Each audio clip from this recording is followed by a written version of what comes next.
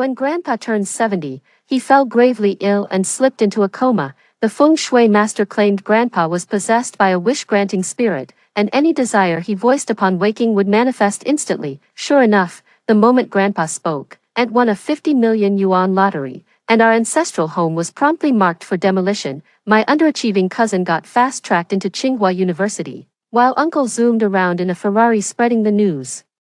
My parents' humble fried food stall caught an investor's eye, and our family moved from a backstreet alley to a spacious penthouse in the city center. On Grandpa's milestone birthday, everyone eagerly presented him with gifts and asked him to make a wish. Aunt wished for mountains of gold, while Uncle dreamed of finding a new young bride. When Grandpa asked what I wanted, I simply wished him a long, healthy life.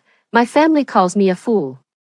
But only I know that Grandpa was never a wish-granting immortal. He was a weasel spirit from the mountains. Once a wish is granted, the weasel spirit devours their organs and drains their luck, claiming their destiny as payment. All of this is Grandpa's revenge. When elders are healthy, their children are blessed. The elders in our family are widely recognized in the village as devoted children and grandchildren. Whatever Grandpa wanted, it was never delayed or left unfulfilled. Dad.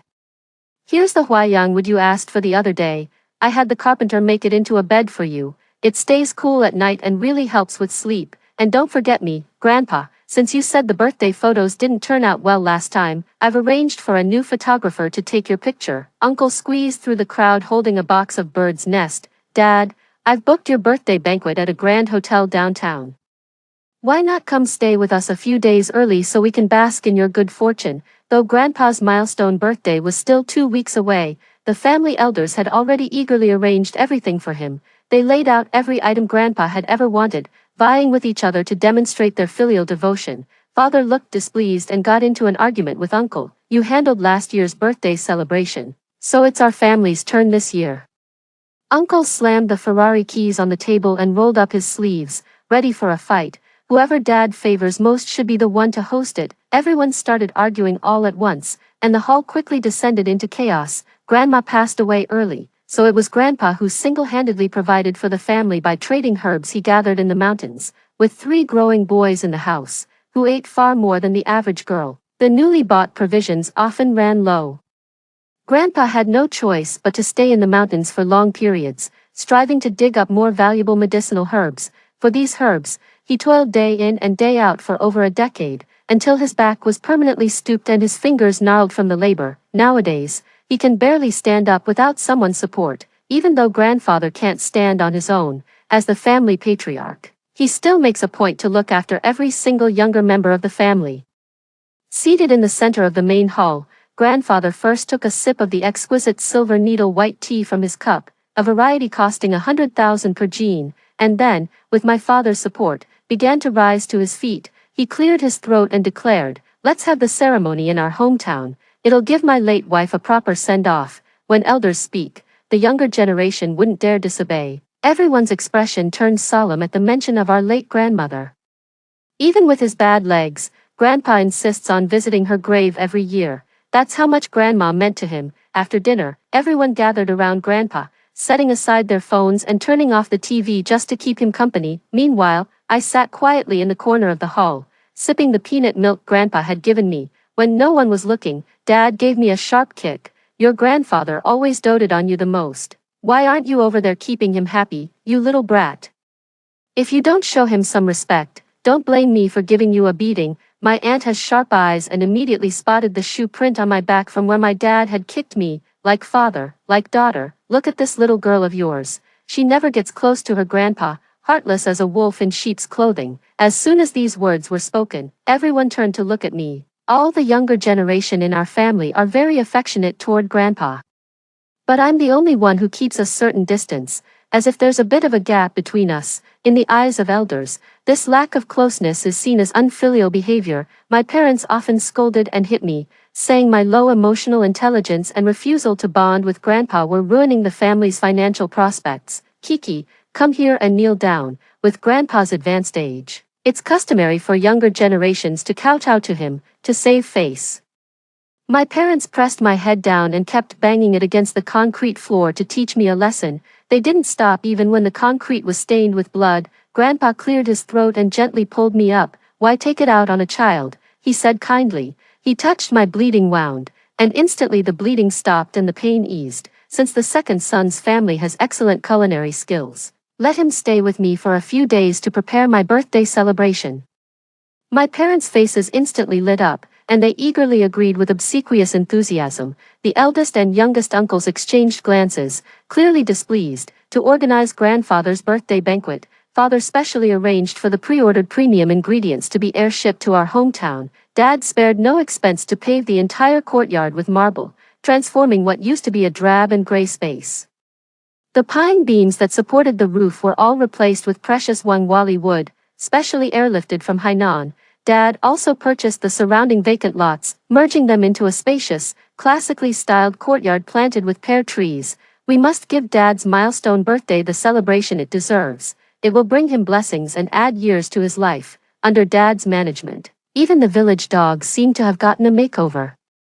To avoid being called a spendthrift by the villagers, Dad made a point of doing household chores like laundry and sweeping himself. Mom also put on quite a show, serving Grandpa tea and giving him shoulder and foot massages. Weren't you and Grandpa the closest before? Why have you grown distant this past year? You should take a page from your uncle's kid. That little cousin of yours sure knows how to sweet talk. My young cousin Yang Yuan just took the National College entrance exam this year and has become a hot commodity among universities.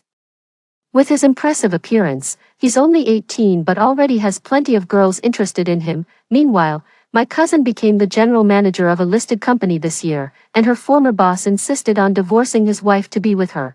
Though she may not be conventionally attractive, her character and temperament are truly exceptional. The flattering words I said to Grandpa always came naturally. All these achievements and fortunes are the rewards for their filial devotion to Grandpa. Yet I was considered the unfilial son in the family, but the elders in the village all knew that Grandpa raised me since childhood, and I was the only one by his side when he fell ill. When Grandpa gathered wild August fruit in the mountains, he would save every last piece just for me. But after Grandpa fell seriously ill, I began noticing an unfamiliar glimmer in his eyes. That was when I started keeping my distance from him, and then something unexpected happened during his illness. When Grandpa was bedridden with serious illness, not a single family member came to see him. He struggled in bed for a long time, calling each of his uncles and aunts one by one, but no one answered. The savings Grandpa had painstakingly set aside over the years had been taken by his youngest uncle to pay for his cousin's tutoring fees. He simply couldn't afford to hire a doctor, even though all the relatives have become more financially comfortable in recent years. They still consider it a waste of money to support an old man who can no longer contribute. Besides, the children in the family are all at an age where their education requires significant financial investment. Eventually, the villagers couldn't stand by and watch, so they called the uncles and urged them to come back and check on Grandpa. But when the elders returned, they ended up arguing constantly. Spending this money doesn't even guarantee Dad will live a few more healthy years. Might as well let him die and be done with it. Medical costs for the elderly are a bottomless pit. Whoever wants to pay for it can go ahead. Our family has no money, ending up old and still needing your children to support you financially. What a useless old burden. Grandfather lay in bed, breathing faintly, the veins bulging on his wrinkled hand. Suddenly, he clenched his fist. Grandfather was still sharp and clear-headed, though his body had grown frail with age. He overheard what the children were saying. Even the strongest of grandfathers couldn't hold back a few tears. Even before this, the uncles rarely came back to visit. Every time they returned to the old house, it was only to take something away. If it wasn't valuable medicinal herbs, it was grandfather's life savings. My parents were the only ones who left me here. Just a little girl. She can be Daddy's pet. Grandpa's eyes sparkled as he looked at me, pulling out a piece of candy he'd been saving for so long and handing it to me. In the past, all the relatives, regardless of age, looked down on Grandpa, but during holidays, he would still take me along to visit each and every one of their homes. The old geezer's back with that little freeloader for another meal. My aunts made no effort to hide their disdain, but Grandpa kept smiling and pretended not to hear anything. All so I could have some meat with my meal. Grandpa, I don't want to eat at Aunt's house anymore. You need proper nutrition to grow. Make sure you eat plenty of meat. The more she complains, the more you should eat. That'll really get under her skin. Grandpa chuckled mischievously, teasing me with the playful glee of a child pulling a prank. Haunted by memories of the past, I resolved to steal Mother's money for Grandpa's treatment, hiding the stolen cash beneath the eaves. When mother discovered the missing money, she beat me mercilessly. Demanding to know where it was, I refused to the bitter end. Trapped between my parents' furious kicks, I lay on the ground watching Grandpa in the room, smiling through the blood, tears, and sweat dripping down my chin. Mom rolled her eyes in frustration.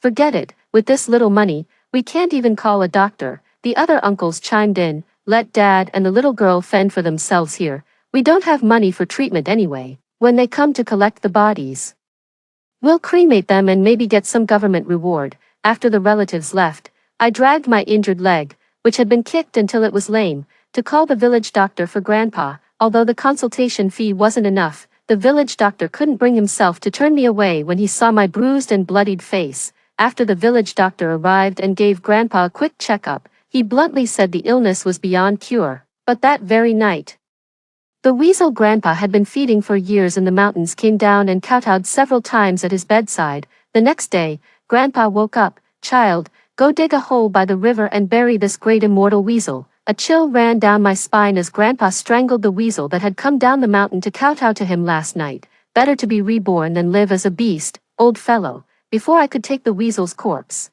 Grandpa's eyes darted and he began gnawing on it. Ah well, might as well eat it so other beasts won't defile the body. Grandfather's eyes gleamed with an eerie green light as he crunched on the weasel's head, the sound echoing like crisp raw potatoes being bitten into. Within days, feng shui masters from neighboring villages flocked to our home, kneeling before Grandfather and declaring him possessed by a wish-granting spirit. Every desire he uttered would manifest. Upon hearing the news, our family rushed over with fine liquor and choice cuts of meat to honor Grandfather. Coincidentally, it was Grandfather's birthday that day, and the cheap cake Uncle brought home reeked of artificial plastic coloring. Xiaobo held up the cake as he stood by his grandfather's bedside, then as if possessed, dropped to his knees and kowtowed. Dad, have pity on me, the developer at my construction site is crooked, they won't pay our wages. We can't even put food on the table at home.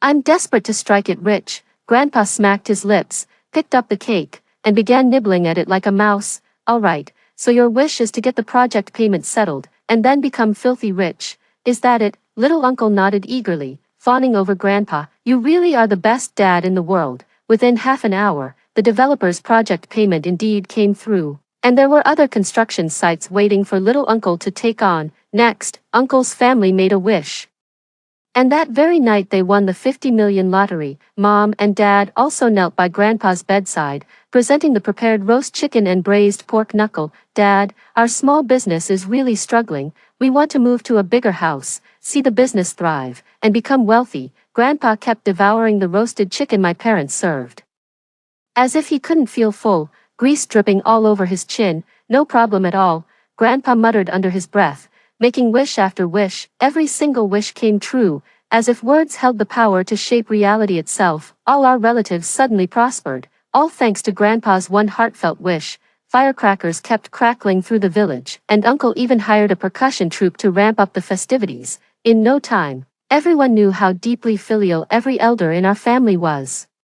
Watching Grandpa eating non-stop sent chills down my spine. Noticing me cowering fearfully in the corner, Grandpa wiped his hands, came over, ruffled my hair, and whispered in my ear, "Don't be scared, Kiki, I'm still your grandpa." With a kind smile, he turned and went back to where he was sitting. My little cousin threw himself into our grandfather's arms and coyly confessed his wish to get into a prestigious university and become popular. Mom and Dad were bustling around the old house, already casually dropping hints to Grandpa about their wishes for the year. Even though his birthday hadn't arrived yet, the little eatery that caught investors' eyes last year is now thriving, and this year Dad's hoping to take the restaurant chain public and really hit the jackpot. With Grandpa's wish granting him a sense of security, Dad hasn't hesitated to lock horns with the investors on multiple occasions. Mom was also resentful, feeling that the investor had taken advantage of their wealth to bully the two of them on multiple occasions. If only that investor would die, then these assets could just rot in our hands. A glint of sinister thought flashed in Grandpa's eyes. So,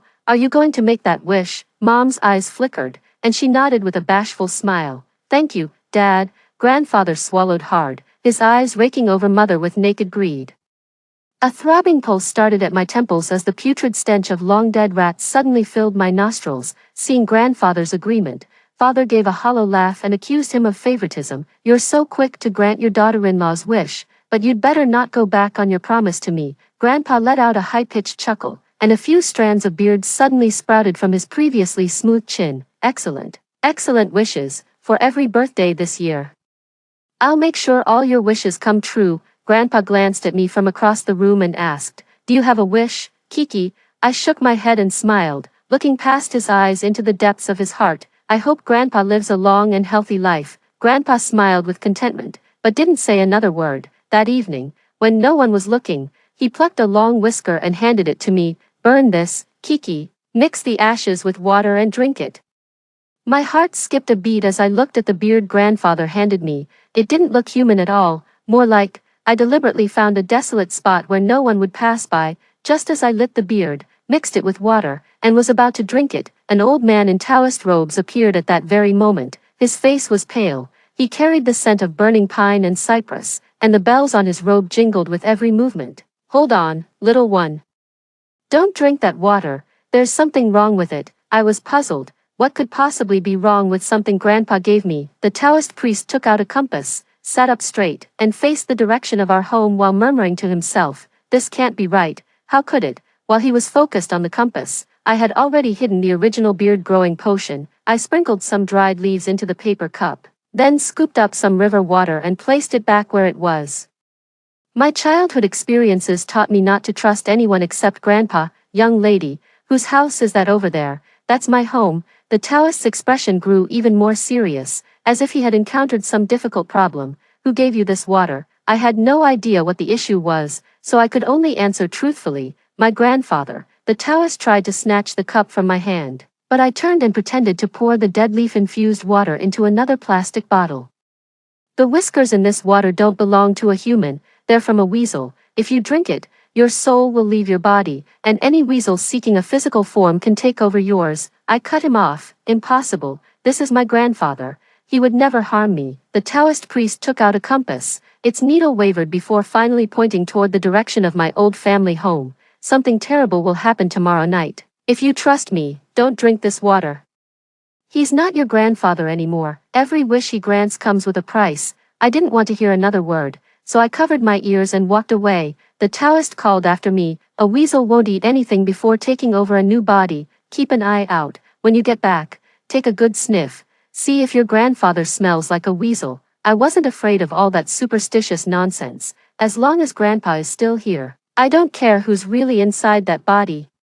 The uncles returning from the city arrived home one after another early the next morning. The previously quiet old house suddenly buzzed with excitement as everyone vied to present gifts to Grandpa at his birthday banquet. The custom-made Zhongshan suit presented by the eldest uncle's family was embroidered all over with densely packed characters for fortune and longevity, yet to my eyes, it all felt bitterly ironic. Years ago, the eldest uncle's family moved to a new place specifically to avoid Grandpa tracking them down. Grandpa had been walking all day with nowhere to sleep, so he had to bed down by the roadside. When Grandpa fell ill, it was the eldest uncle's family who most wished for his death, and now, those once ungrateful descendants have suddenly transformed into devoted, filial children. Uncle approached Grandpa with a custom-made cake, its golden peach decoration looking tacky and devoid of any warmth.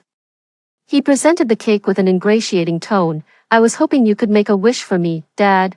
I want mountains of gold. His wife knelt down beside him and added, we're not being greedy. This is all we're asking for. Xiaobo knelt down as well. I want to marry a lovely lady. My current wife is such a shrew. She's far too fierce. Grandpa's eyes blinked, and a strange green light flashed in them. It didn't look human at all, more like that weasel Grandpa had rescued on the mountain years ago. Aunt brought over another plate of seafood. The succulent salmon and foie gras looked absolutely irresistible. Dad, we just bought these today. They're really fresh. Why don't you try a bit? Grandfather shook his head with a gentle smile. I couldn't eat another bite. A chill ran down my spine. Grandpa hadn't been eating much lately. How could he possibly be full? The Taoist's words echoed in my ears. A weasel won't eat again before it changes its body. Xiaobo suddenly covered his nose. What's that smell? It smells like a rat. Grandpa concealed the cunning in his eyes and smiled. There's no smell, third brother. Don't talk nonsense. Xiaobo, who wanted to make a wish, smiled and had to admit that he had misidentified the smell. Let's all stay at the old house tonight, and I'll help everyone make wishes tomorrow morning. Everyone happily agreed upon hearing that their wishes might come true. After everyone dispersed, Grandpa picked up the seafood platter and brought it over to me. Let our little one try something fresh. You've never had this before, have you? There wasn't a trace of cunning or calculation in Grandpa's gaze, just pure, unadulterated kindness that brought tears to my eyes. I nodded and picked up a few slices, popping them into my mouth. A rich, oily sensation melted on my tongue, yet my eyes were drawn to Grandpa's hand. Hidden in his sleeve, that hand had actually sprouted faint yellow fuzz. And even the nails had grown out, black and tightly curled. My heart skipped a beat. Had Grandpa really turned into a weasel? Seeing I'd finished eating, Grandpa stuffed more treats into my bag. He leaned close and whispered in my ear, "This year, I only made one wish, for our little girl to grow up healthy and have a blessed life." Grandfather narrowed his eyes, the curved corners resembling crescent moons in the night sky. This wish of Grandfather's comes with no price tag. After hearing Grandfather's words, I steeled my heart. That night, Uncle's family slept in the East Wing, elder uncle in the West Wing, while our family stayed with Grandfather in the main house. The Taoist's words echoed in my ears, and I tossed and turned in bed, unable to fall asleep. In the middle of the night, I suddenly felt someone tap my shoulder from behind. When I turned around, I was met with a pair of glowing green eyes. I feigned calmness and said, "Grandpa, why is your face covered in hair?" Grandfather's face was covered in coarse hair, his mouth protruded forward, and thick whiskers grew on both sides of his lips. When I looked behind Grandfather, I saw to my shock that he had grown a long tail. Little girl, tell me, do I look more like a human or a god?" Alarm bells went off in my head. I was actually experiencing the legendary weasel seeking divine validation from folklore tales. Legend has it that a weasel who attains spiritual cultivation will ask any human it encounters whether it resembles a deity or a mortal. The human's response determines the outcome of the weasel's lifelong cultivation. I lisped through my baby teeth, "Grandfather is a god." Grandfather chuckled, his fur beginning to glow with unearthly radiance as fangs elongated from his jaws. "Hey sweetie, I'm starving. I'm going to grab some food. Care to join me?" I forced a strained smile and shook my head stiffly. "Grandpa, I'm full already, you go ahead and eat." Hearing this, Grandpa turned and pushed open my parents' door. A piercing scream tore through the night, and by the moonlight, I saw my parents, gutted and torn open. My father's liver was brutally ripped out, clutched in my grandfather's hand as he voraciously shoved it into his mouth. My uncle's family woke with a start, and the horrific scene before them left them utterly stunned.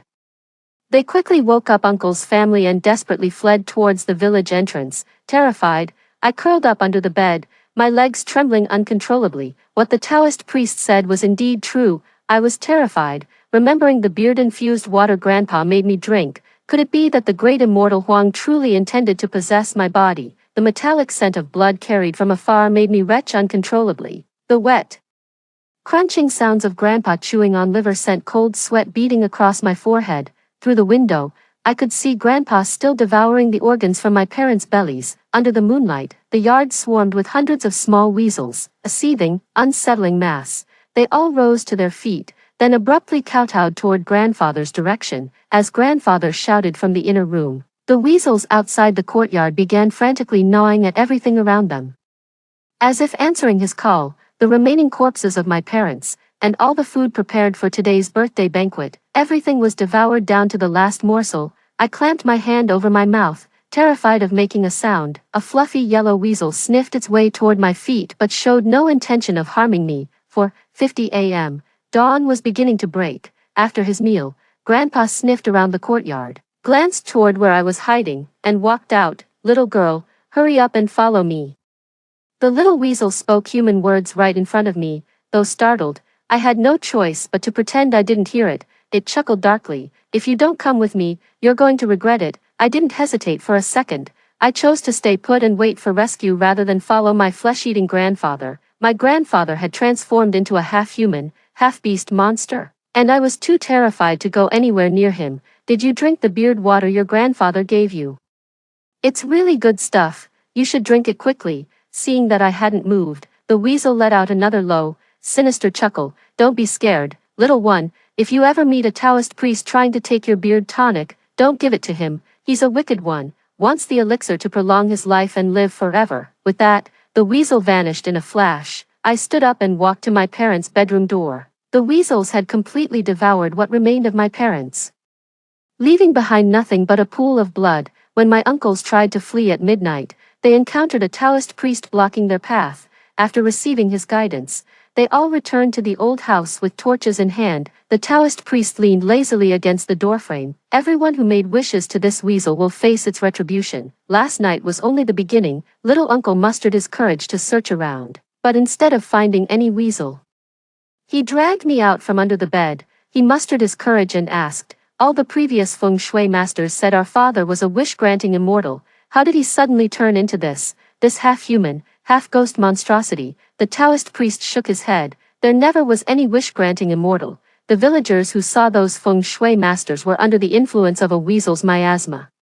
Uncle couldn't accept it, that someone who once blessed the family with wealth and prosperity had now become a debt-collecting demon. You can't just decide that's what happened. What if our father was possessed by some unclean spirit? My aunt dragged me out from the corner, muttering, why is this kid completely fine? I was shoved stumbling into the middle of the crowd, covered in dust from head to toe. This girl used to live with her poor, unfortunate grandfather. They must have been very close. It seemed my aunt was trying to pin all the blame for yesterday's scare from Grandpa squarely on me. They started beating me mercilessly without a second thought. Where's your grandpa? Tell me now. Just wait till I find him. I'll burn him alive. Tears streamed from the corners of my eyes. My grandfather, half-human half-ghost though he was, never laid a finger on me, while my own flesh and blood treated me like an animal. I have no idea where Grandpa went. He never told me. I covered my head and kept dodging, trying to avoid my aunt's kicks. Seeing I wasn't complying, my uncle grabbed a nearby torch and started beating me with it, strike after strike until my skin split open. I was filled with regret at that moment, thinking how much better it would have been if I'd just gone with Grandpa back then. That ungrateful brat didn't shed a single tear when her parents died, yet she's protecting that old monster. Uncle snatched a thick wad of cash from his bag and threw it right in my face. This should cover your middle school and high school expenses. Play along with us, and you'll have a comfortable life ahead. My whole body burned with pain, and in that moment, I felt nothing but pure hatred for these so-called family members. My parents abandoned me at a dumpster when I was little. It was Grandpa who found me and brought me home, when they refused to raise me.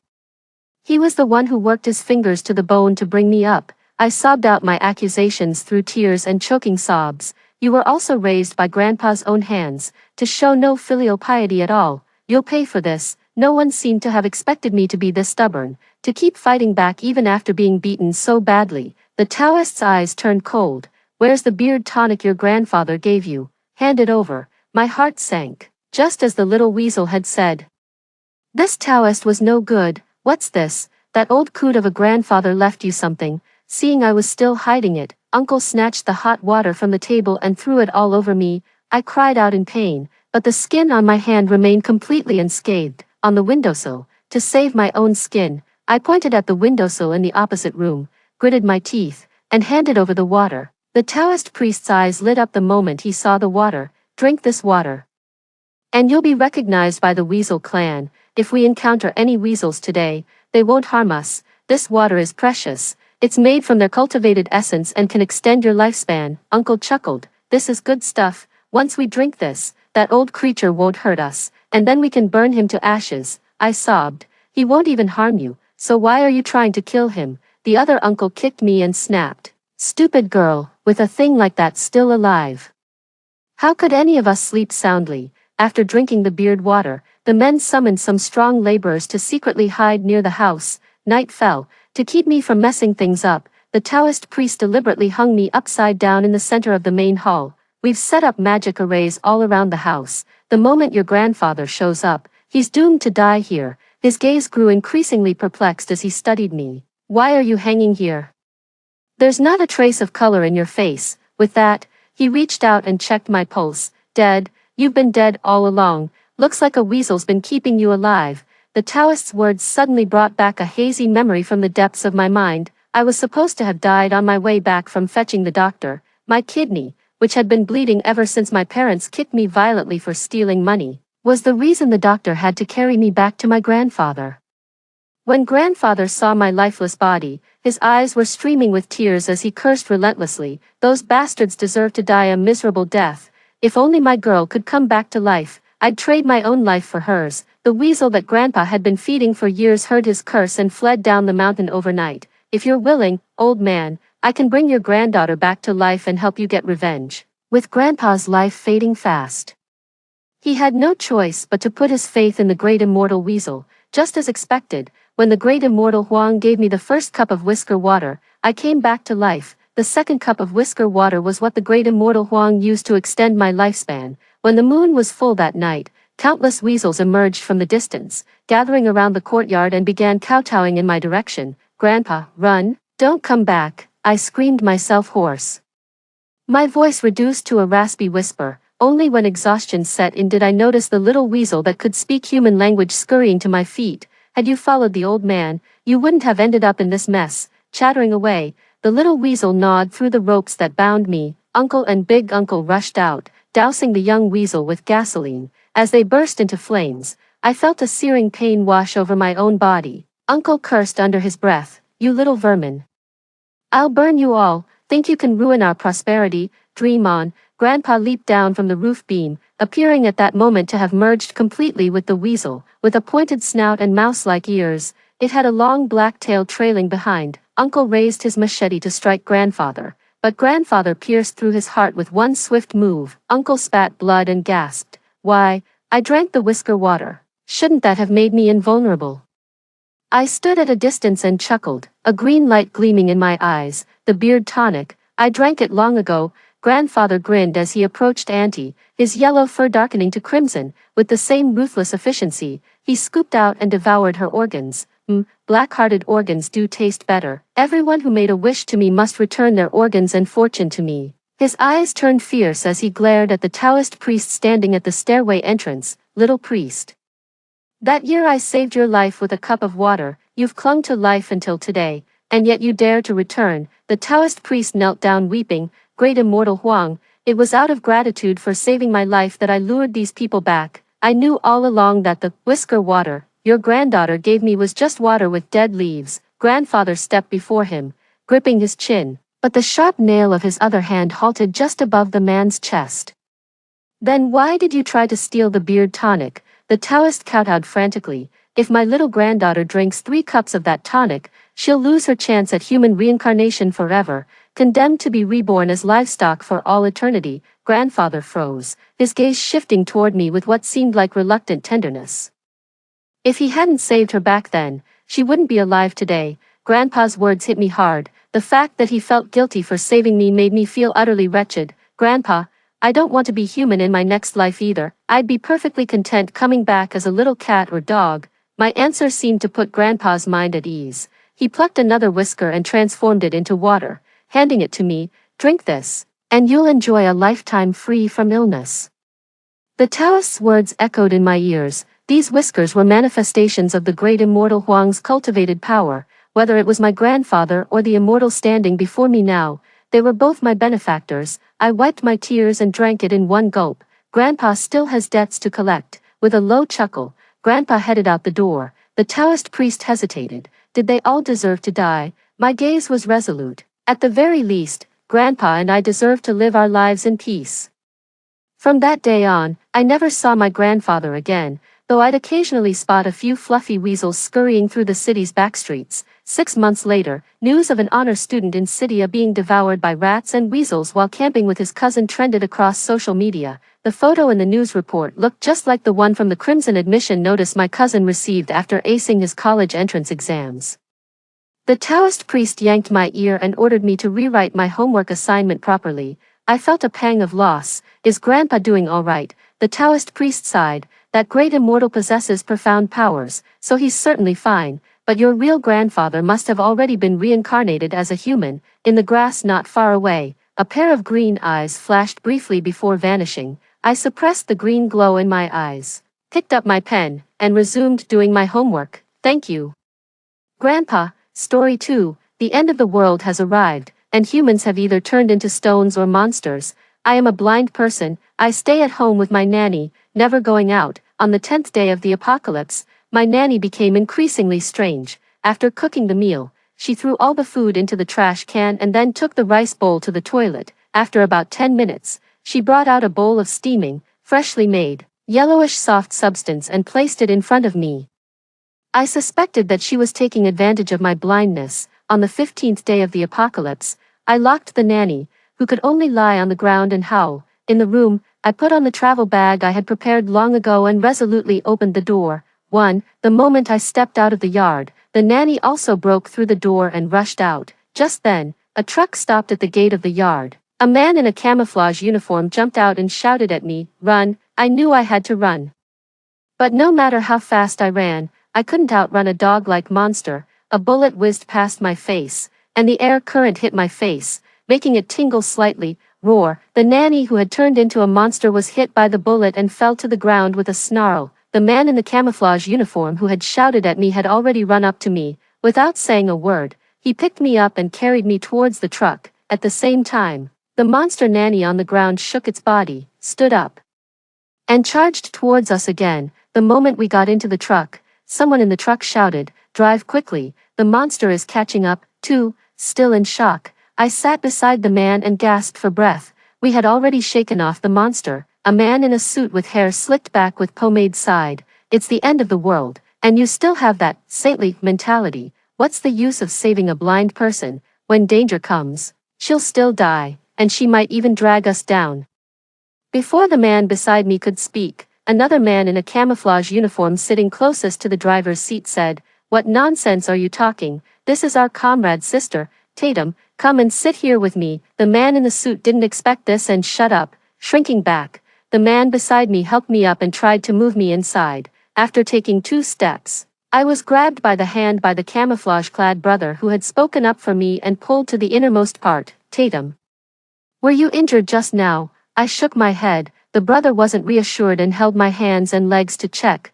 There were 4 soldiers in the truck in total. The driver was named Lawson. He was honest and straightforward. Once, when a comrade was injured, he carried his comrade for 10 kilometers. He was exhausted but didn't put his comrade down. My brother said that he was someone you could trust with your back. Sitting in the passenger seat was Maxwell. My brother described him as extremely intelligent, but he was very flippant in dealing with people. Maybe it was because of his overly handsome appearance, which also made people easily misunderstand him as being untrustworthy. It was him who had just fired the shot. He had the title of a sharpshooter. The one beside me who was showing concern for me was my brother's childhood friend, Oscar. Before he joined the army, he was the school heartthrob, the young and lively type, his specialty. Only you. He was the second generation of Tang Sanzang, able to talk people to death. The one sitting at the back of the truck was Nolan. He was calm and composed and was my brother's captain. It was he who had brought back my brother S and said that my brother had been fatally shot while saving him. They were all my brother's comrades in arms when he was alive. 3. Help! Nolan lifted the thick blue cloth, and a woman, holding a child, was chasing after the truck. "Stop the car." The man in the suit was dissatisfied. "Why stop the car again? When will we reach the base like this?" No one answered him, and Nolan had already jumped out of the truck. He ran up to the woman and took the child from her. Just then, a 2-headed monster suddenly sprang out from behind the woman. The monster leaped up and attacked the 2 of them. Bang! A bullet accurately hit one of the monster's heads, and the monster writhed in pain on the ground. "Let's go," Nolan shouted. At the back of the truck, Oscar put the child in my arms. "Tatum, go back and sit down. Don't come out." In the midst of the chaos, there were screams and urgent shouts in the truck. When Nolan pushed the woman into the truck, another monster also jumped out of the house. The man in the suit stomped his feet in a hurry. "Hurry up, hurry up. There are more and more monsters." Nolan grabbed the railing with one hand. Before his body entered the truck, he shouted, "Drive, ahead." Lawson stepped on the gas pedal to the floor, and the truck shot forward instantly. The monster roared and chased after us. The people in the truck stared intently outside, afraid that the monster would catch up. Maxwell, who was lying on the roof of the truck, was still shooting at the monster, trying to drive it back. The monster chased us for more than half a mile. As the distance between us and the monster grew larger and it couldn't catch up at all, the people in the truck finally let out a sigh of relief. Nolan had already sat down. The woman took the child back, and there were faint cries. The man in the suit was impatient. "What are you crying for? Didn't we already save you?" The two monsters that were chasing us just now were my husband and my parents, the man in the suit. Rarely showing some sense, didn't reply, and the others sighed one after another. In the apocalypse, it seemed that everyone was going through such things, for, after only a few minutes of silence, the man in the suit started complaining again. We've saved two more burdens, alas, it's the end of the world, and you still have such a saintly heart, you'll end up killing yourselves sooner or later. Nolan had a blank expression, but his stern eyes showed that he was not happy. We are soldiers.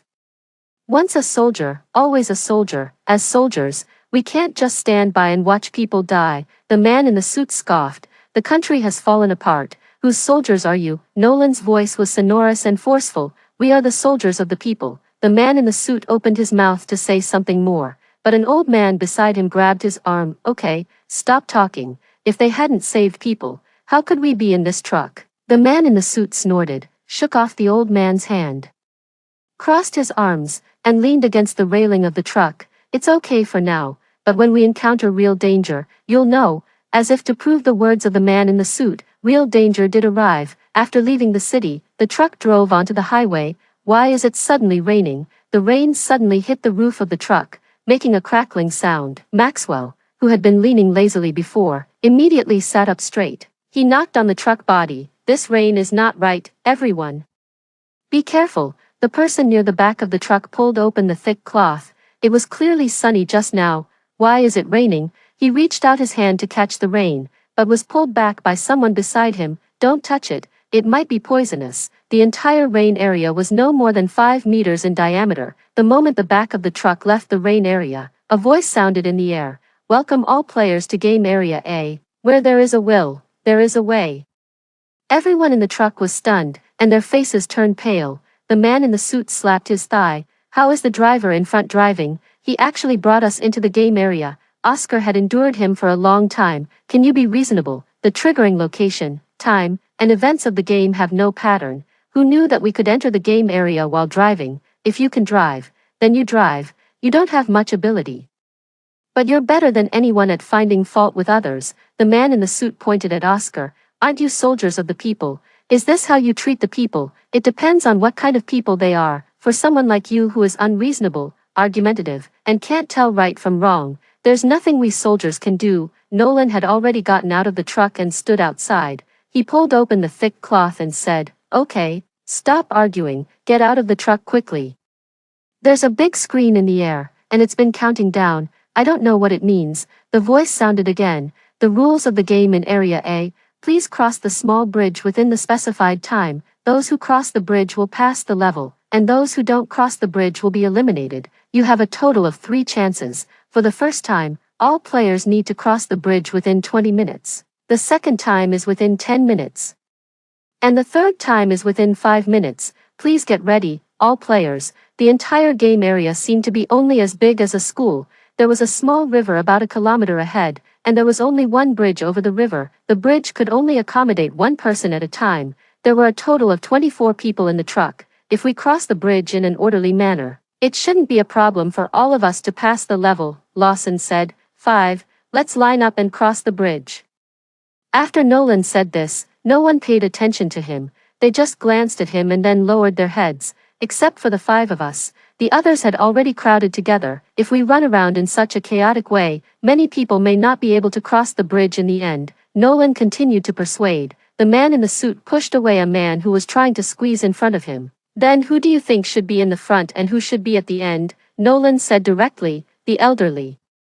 Women and children should line up in the front, the young and strong in the middle, and the 4 of us will be at the end. The man in the suit sneered. Huh, you are really selfless and dedicated, but why? We could clearly run across first. Why should we let those who run slowly be in the front? If they run slowly, do we have to slow down and wait for them at the back? It's the end of the world now. We can't afford to be polite and respect the elderly and care for the young anymore. The young man who was competing with the man in the suit for the front row echoed, That's right, Uncle People's Liberation Army. It's already very difficult for us to survive. We should save our own lives first. Oscar was extremely angry. Don't you have parents, sisters, or children? The man in the suit spread his hands. At least, there aren't any here. The 4 of them were about to persuade them further, but they no longer wanted to listen. Please get ready, all players. The game is about to start. 5, 4, 3, 2, 1, start. The crowd rushed out. Nolan carried me on his back and ran behind the crowd. The big screen was counting down. 5 minutes passed, and no one had reached the river yet, according to the normal passing standard for a man's 1,000-meter run, which is 4 minutes and 30 seconds. All the men on the scene failed. It's understandable that people in society lack exercise.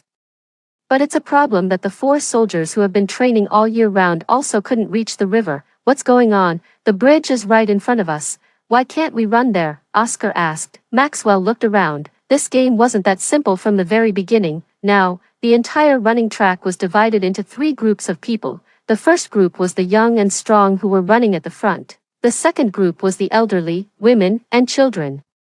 The third group was the 5 of us. 10 minutes passed, and we still hadn't reached the riverbank. The first group started to push and shove, and they shouted impatiently, "Damn it, what kind of shitty game is this? Are they playing tricks on us?" The second group was running out of energy. And some people had already fallen behind, lying on Nolan's back. I clearly felt that. His body had been turning. 20 minutes passed, and everyone was sent back to the starting point. No one had passed the level. They were so tired that they collapsed on the ground. The man in the suit panted, "This game doesn't want us to get out at all. Look, the bridge is right in front of us, but we just can't run there. What is this? What is this? A mirage?" Nolan put me down. "Tatum, you made a sound of surprise just now while running. Did you find something?" I said. "Brother Nolan, didn't you notice that you were constantly turning while running?" "Constantly turning?" Maxwell frowned, as if he had thought of something. "Ghost hitting the wall. When we were training in the deep mountains and old forests, we encountered this situation. It was the light that misled us and gave us the wrong signal, preventing us from correctly judging the direction." "Why didn't you say it while running?" Maxwell asked. I tucked the hair that had been blown messy by the wind behind my ear. The wind was very strong. I then pointed towards the other side of the bridge. "Did you hear the sound of the water?" "No." Oscar took a few steps forward and pricked up his ears to listen. "With such a strong wind, how could there be no sound of water at all?" I continued, taking the riverbank as the boundary.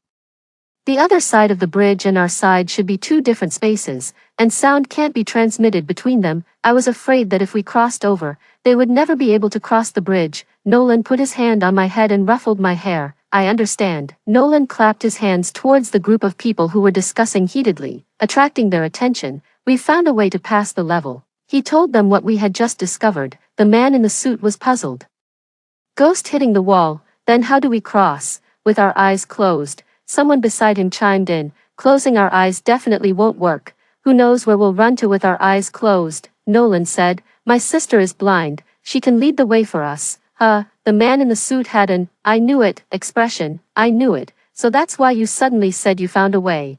"It's because of this." What do you mean?" the crowd asked. The man in the suit said, "We only have 10 minutes for the second attempt. If we still run in the front, can their blind sister pass the level?" They're thinking about their blind sister. "Anyway, I don't believe in this ghost hitting the wall thing." "Then do you have a way to cross?" Nolan asked. The man in the suit was left speechless. "I don't have one, but can you be sure that your method will definitely work?" Obviously, we weren't sure. We were just guessing. Seeing that we didn't say anything more, the man in the suit sneered. "We had 2 remaining chances, and the time was getting shorter each time. I thought that the game was set up so that the time got shorter each time, probably based on the number of people. If half of the people passed the first time, the time would be reduced by half. If half of the remaining people passed the second time, the time would be reduced by half again. But currently, no one had passed, which meant that some people would definitely be eliminated.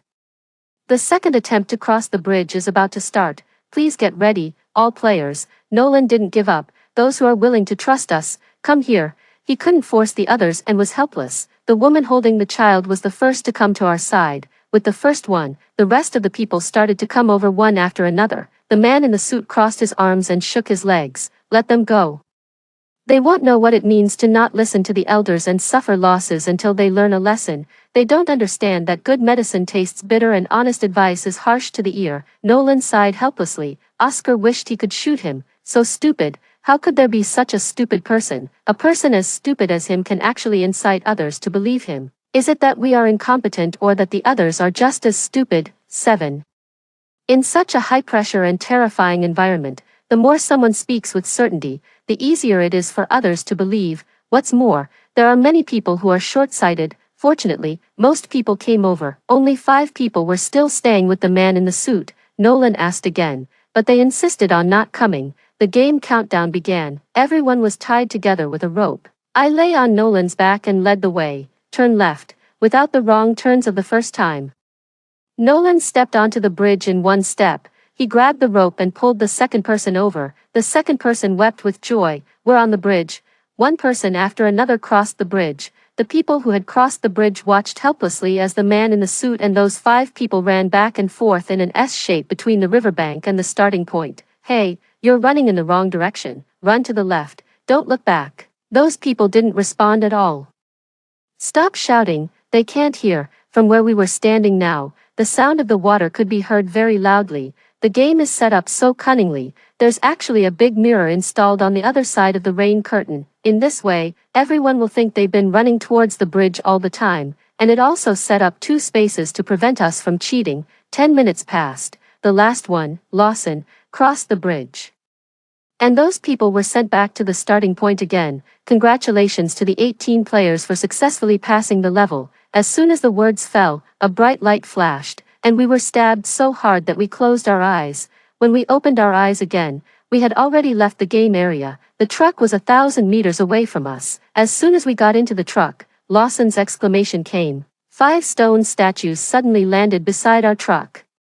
They were the 5 people who followed the man in the suit just now, Oscar said. What about the man in the suit? Why don't we see him? The surroundings were empty, and there was no sign of the man in the suit. The roars of the monsters were getting closer and closer. The sun at 4 p.m. had already hung in the west. Maxwell said, "Let's go, maybe he doesn't need our help either." The truck drove forward all the way and came to a gas station. The gas station was too quiet. When things are unusually quiet, there must be something wrong. No one dared to speak, not even take a deep breath. Lawson was refueling the truck. Maxwell was lying on the roof of the truck, holding a gun and checking the surroundings. Nolan and Oscar, one was standing on the ground and the other was hanging on the back of the truck, looking around. Lawson held the fuel gun. There's only oil in one fuel dispenser, 50 liters. Not much. Nolan put one hand on his hip. You refuel first. After refueling, we'll leave. There was something very wrong here. There wasn't even the roar of a monster. As soon as Lawson put the nozzle of the fuel gun back, Nolan shouted, "Let's go." Before the car could start, bang, a bullet hit the railing on the right side of the truck. All the people on the bench on the right side were so scared that they lay down on the ground. Their screams filled the ears. Nolan and Oscar were both pointing their guns at the source of the bullet. "8, since you've come, why don't you come in and take a seat? Why are you leaving so soon?" "Yeah, we even left some food for you in the small supermarket. Don't you want to eat something before you go?" 7 people came out of the largest room in the gas station one after another. One of them was an acquaintance, the man in the suit. I didn't expect him to really get out of game area A. How did he get out of the game? And how did he manage to avoid our sight? All 7 people were holding guns, and they were going to surround us. "Get out of the car. If you don't get out of the car, we'll shoot." The leading man, wearing a black t-shirt, was physically strong. "What should we do, Captain?" Oscar approached Nolan. "There are ordinary people in the car. We can't fight freely. First, negotiate with them and buy time. If the negotiation fails, let Lawson drive and take the people in the car away first. We'll stay behind to hold them back." Oscar nodded. Currently, this was the only way. Nolan shouted towards the other side. "We don't interfere with each other. You go back into the house and let us go. Then both sides can live in peace." The leading man raised his index finger and shook it left and right. No, no, no. You 4 plus a group of useless ordinary people can't beat us 7. So you have to listen to us, Nolan said. "What do you want to take from us?" They definitely didn't need a group of ordinary people. The truck, in the apocalypse, wasn't a very good means of transportation. It wasn't as convenient and light as a car. Food, they didn't have much left. If it weren't for this incident today, they could barely make it to the Shanghai safe base. Ha ha ha, the leading man's laughter pierced through people's eardrums. "I like to talk to straightforward people. I don't want the group of people in your car, and I don't want the food either. I just want you 4. I want you 4 to join us. If you 4 are willing to join us, then we'll be even more powerful." Nolan and Oscar looked at each other. It was unexpected. Then Nolan continued to speak towards the other side. What do you want us to join you for? To escort you to the safe base, the leading man sneered. It's the end of the world. There's no safe base. Humans can turn into monsters at any time. Isn't it the same even if we enter the safe base? We don't want to go to the safe base. We'll just stay here. The leading man showed a mysterious smile. We can rob passing vehicles at any time. We want to be the bosses here. Those who don't listen will be directly. The man made a gesture of cutting his throat. Nolan didn't follow the man's rhythm. How many vehicles have you robbed? The man counted on his fingers. The first, the second, the, ha ha ha, who can count that? There are at least 4 or 5 vehicles every day. We still have to thank the Shanghai base. Everyone is rushing there. The man pointed his gun directly at the truck. Cut the crap, either die or stay. Choose quickly. Nolan and Oscar looked at each other again. The tacit understanding had already been reached. The three of them obeyed all the captain's commands. Nolan asked again, if we join you, how will you arrange the people in the car? The leading man was overjoyed. I know you soldiers have principles and bottom lines. As long as the people in the car don't stay, you can arrange them as you like. Captain Nolan, don't abandon us. Yeah, Captain Nolan, we can do anything. I can cook, wash clothes, and do all kinds of housework. Captain Nolan, we'll listen to whatever you say from now on. Please don't abandon us. Nolan wiped his face. In the current situation, if we fight them head-on, you will definitely die. The car suddenly fell silent, and no one dared to speak anymore. Is there anyone among you who can drive a truck? Everyone looked at each other. A middle-aged man with a big belly raised his hand. I used to be a truck driver, Nolan said. Later, you drive and take them forward. It's probably still about 7 or 8 miles to the Shanghai base. Drive all the way there and don't stop. Oscar jumped into the car, took out 2 backpacks, and then pulled me up. Nolan was still saying, the food in the car is all in the corner. It should be enough to last you until you reach the base. Captain Nolan, some people with low tier points were already crying. Thank you for saving us and protecting us all the way. Nolan took me down. When the people in the car saw this, they asked, isn't this girl going to the safe base with us? She won't go for the time being. She has to follow us. She's blind, and it will be inconvenient for you to take her. Hurry up and go before they change their minds. 9. What do you mean? You're going to leave her behind. The gun in the leading man's hand swayed and pointed at me. What's the use of leaving a blind person behind? Could she be your? His smile was lewd, and the implication was obvious. Oscar immediately pulled me behind him. Don't talk nonsense. She's our comrade's sister. We promised her brother to take care of her. Then let them take her to the safe base. It was the man in the suit who said this. If you keep her by your side.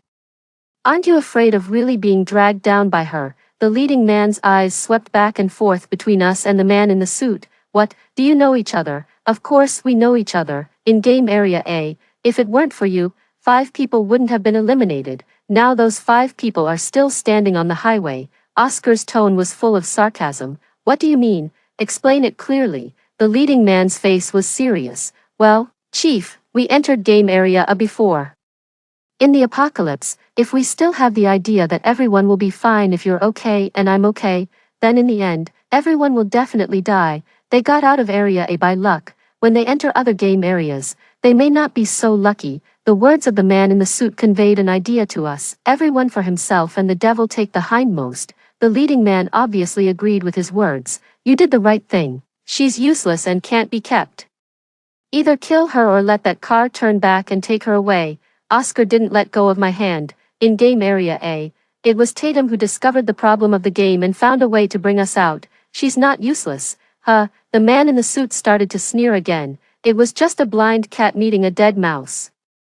She's a blind person. She doesn't use her eyes to see the way, so naturally she won't be affected by the ghost hitting the wall. But at this moment, a thick fog suddenly appeared out of nowhere and completely enveloped us like a tidal wave. What's going on? Why did the fog suddenly rise? What should we do? Everyone, stay where you are and don't move. This was Nolan's voice. When the thick fog dissipated, the landform where we were gradually became clear. 10. Where are we? The man in the suit angrily threw the gun in his hand on the ground. Damn it, we've entered the game area again. At this time, a familiar voice came from the air. Welcome all players to game area B. Nothing can be accomplished without norms or standards. This game is also known as Crazy Checkers. We were standing in a large hexagonal star-shaped checkerboard. The checkerboard had 6 corners, and each corner had 6 squares. There were a total of 52 squares in the central public area. If we played according to the normal checkers rules, as long as we occupied all the positions directly opposite first, we would win. The game rules are as follows: the winner can pass the level. At least 2 people will be eliminated in this game. The game introduction is over. Please get ready, all players. The leading man raised his head and shouted at the big screen in the air. What do you mean?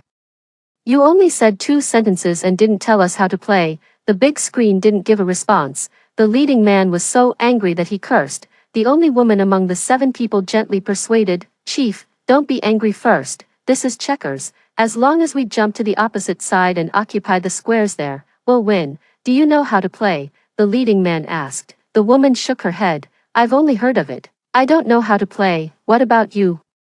Does anyone among you know how to play? Asking them to rob, loaf around, and do all kinds of evil, no problem, but asking them to play checkers, they didn't know how, they had never even heard of it. Only the man in the suit crossed his arms, shook his legs, held his chin up, and said in a loud voice, Don't worry, I know how to play. I'm the checkers king in our company. No one can beat me at playing checkers. The leading man laughed twice. Okay, as long as you lead us out. I'll make you the second in command and let you enjoy our resources first. The resources the leading man mentioned were the food they had robbed, which had already filled 2 warehouses, and the beautiful women in the gas station restroom. The others showed envious looks one after another. The man in the suit was very pleased. He patted his chest and said, Don't worry, Chief, leave it to me. On our side, we were persuading one of the 7-member group who was forced to join us. Oscar said to the muscular man beside me, You now belong to our camp. If we occupy the squares opposite them first, we'll win. If we win, we can get out. Do you understand this truth? The muscular man nodded, then nodded again. Understood, I understand. Comrades of the People's Liberation Army, don't worry, I won't betray you. I was also hijacked by them and had no choice but to join them. I've never killed anyone, and my girlfriend is still being held by them. So I definitely won't betray you and let them win, Oscar said. Okay, that's good. Maxwell squatted down and looked at the grass on the ground. I'm afraid this game isn't that simple, Nolan also said. There will be 6 winners and 6 losers, but in the game rules, at least 2 people will be eliminated, which means it's very likely that people won't be eliminated according to the losers, Lawson asked. If not according to the losers, then according to what? Maxwell said. I'm just afraid it will develop in the worst case scenario. The muscular man watched us discuss for a long time but didn't discuss how to play the game. Does anyone among you know how to play? I don't, Oscar smiled. Don't worry, we all know how to play, but the best player among us is Maxwell. 11. The game is about to start. Please get ready, all players. The opposite side goes first at the start. The man in the suit said confidently, Beauty no. 3. Jump 1 square diagonally to your left, front. Okay, it was our turn. Maxwell moved 1 square diagonally to the right, front by himself. After 3 rounds, Maxwell had reached the central area. The leading man on the opposite side started to get anxious. Man in the suit, what's the plan? They're about to jump into our camp soon. The man in the suit had his own plan. Don't worry, Chief, I've calculated everything. I'm sure I'll lead everyone to win. Besides, there's a blind girl on the other side. She can't even make consecutive jumps. It's hard for us not to win. I could feel their wanton gazes sizing me up and hear their arrogant laughter. After several more rounds, we had all left the triangular area, but none of us had been sent into the opposite group. The muscular man was a bit anxious. It was the opposite side's turn in the next round, according to the current arrangement. The opposite side could enter our camp soon. Maxwell. Is it not good that we're moving so slowly? Before Maxwell could speak, Nolan, who was at the back, said, We can't send people to the opposite side so quickly. They'll be isolated and in great danger. On the opposite side, there was laughter and joy. Some people were even singing along with the song playing on the screen. To be honest, this game is quite interesting. We can play and listen to music at the same time. Hurry up, brother. How should I move next? The woman on the opposite side winked at the man in the suit. The man in the suit licked his lower lip and smiled with narrowed eyes. It's not your turn next, sister. Wait a bit, you'll be able to go later. The woman pouted. Brother, you can't leave me behind. Don't worry, I won't. The woman turned her gaze to Maxwell in front of her. such a handsome little brother. What a pity. Maxwell ignored her. The man in the suit gave orders. Number 4. You make a 2-square equidistant jump, leap over number 3, then jump adjacent to the right, and then jump adjacent again to enter the opponent's camp. The young man numbered 4 was extremely excited. He jumped up and down repeatedly in the square and even did some stretching exercises. I'm going to jump, the leading man said. Jump, we'll come right away. The young man numbered 4 took a starting position, with a firm look in his eyes.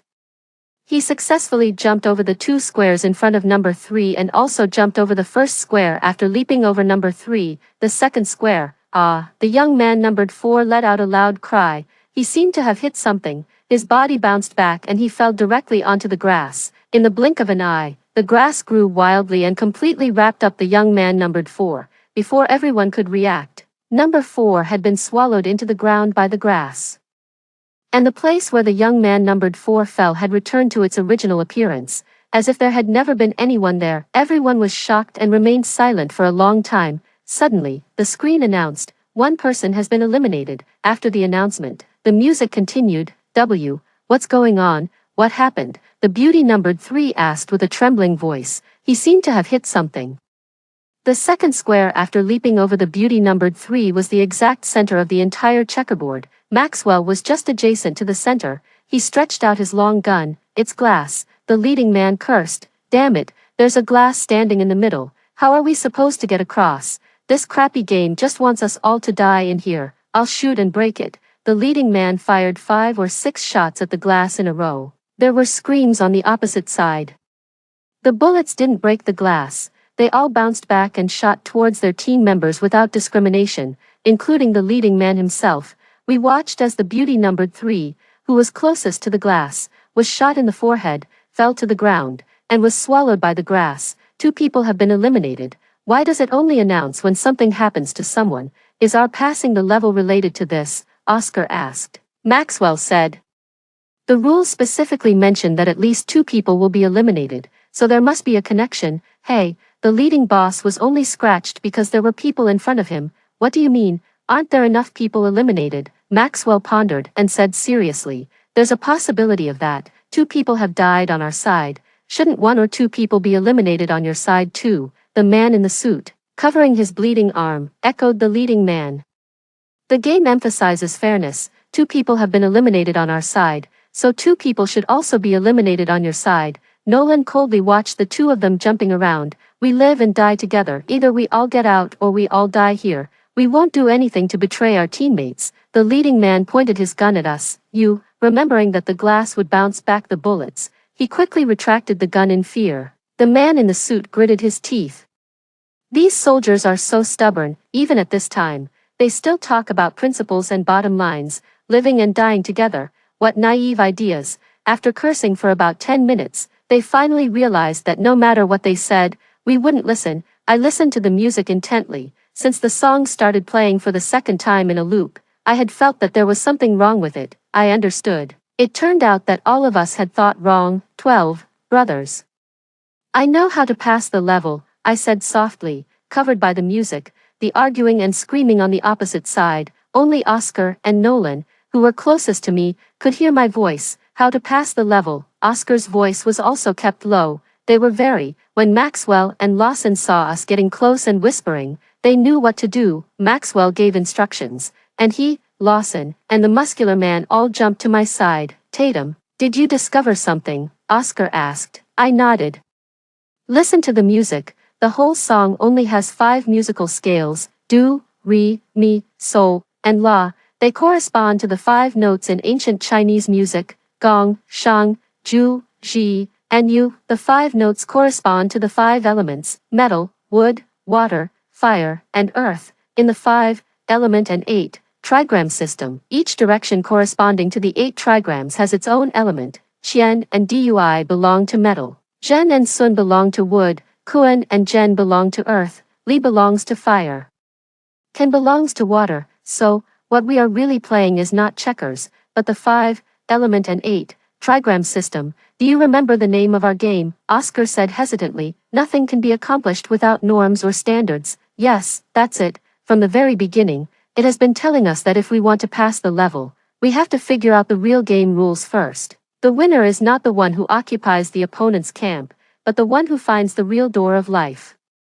They fell into deep thought, considering whether what I said was correct. I reminded them, listen to the music carefully again, which musical scale appears the most times. When it came to musical sense, naturally Oscar was stronger. As soon as the song ended, he blurted out, "It's do." The muscular man also echoed, "I also think it's do." I continued to analyze for them. Do corresponds to gong, and gong corresponds to earth. I just said, Kuan and Jen belong to earth. Maxwell answered quickly, yes, in the Chimanduanja system, Kuan is the door of death, in the southwest direction, and Jen is the door of life, in the northeast direction. Now what we need to find is the door of life in the northeast direction. The muscular man scratched the back of his head. With all these things about the 5, element and 8, trigram system and the Chimanduanja system, I'm confused. Not only the muscular man, but the 4 brothers were also a bit confused. I explained to them, the Chimanduanja system is based on the 5, element and 8, trigram system. Here, you can just think of the Chimanduanja system as the 5, element and 8, trigram system. Nolan smiled. You've said so much. Actually, I don't really believe it, but if you're talking about finding the direction, I remember that there was no sun in Area A, and in Area B, the sun has been hanging there without moving. Nolan pointed to the bright sun in the distance. According to the current brightness, the direction shown by the sun should be the east, so the northeast direction you're looking for is diagonally to our right front. Coincidentally, it's exactly a triangular position on the left side of the opposite square. No, I shook my head. If we take the most central square as the center and draw a cross-shaped direction map, the northeast direction should be a rhombus composed of 2 triangles, if we count the public area.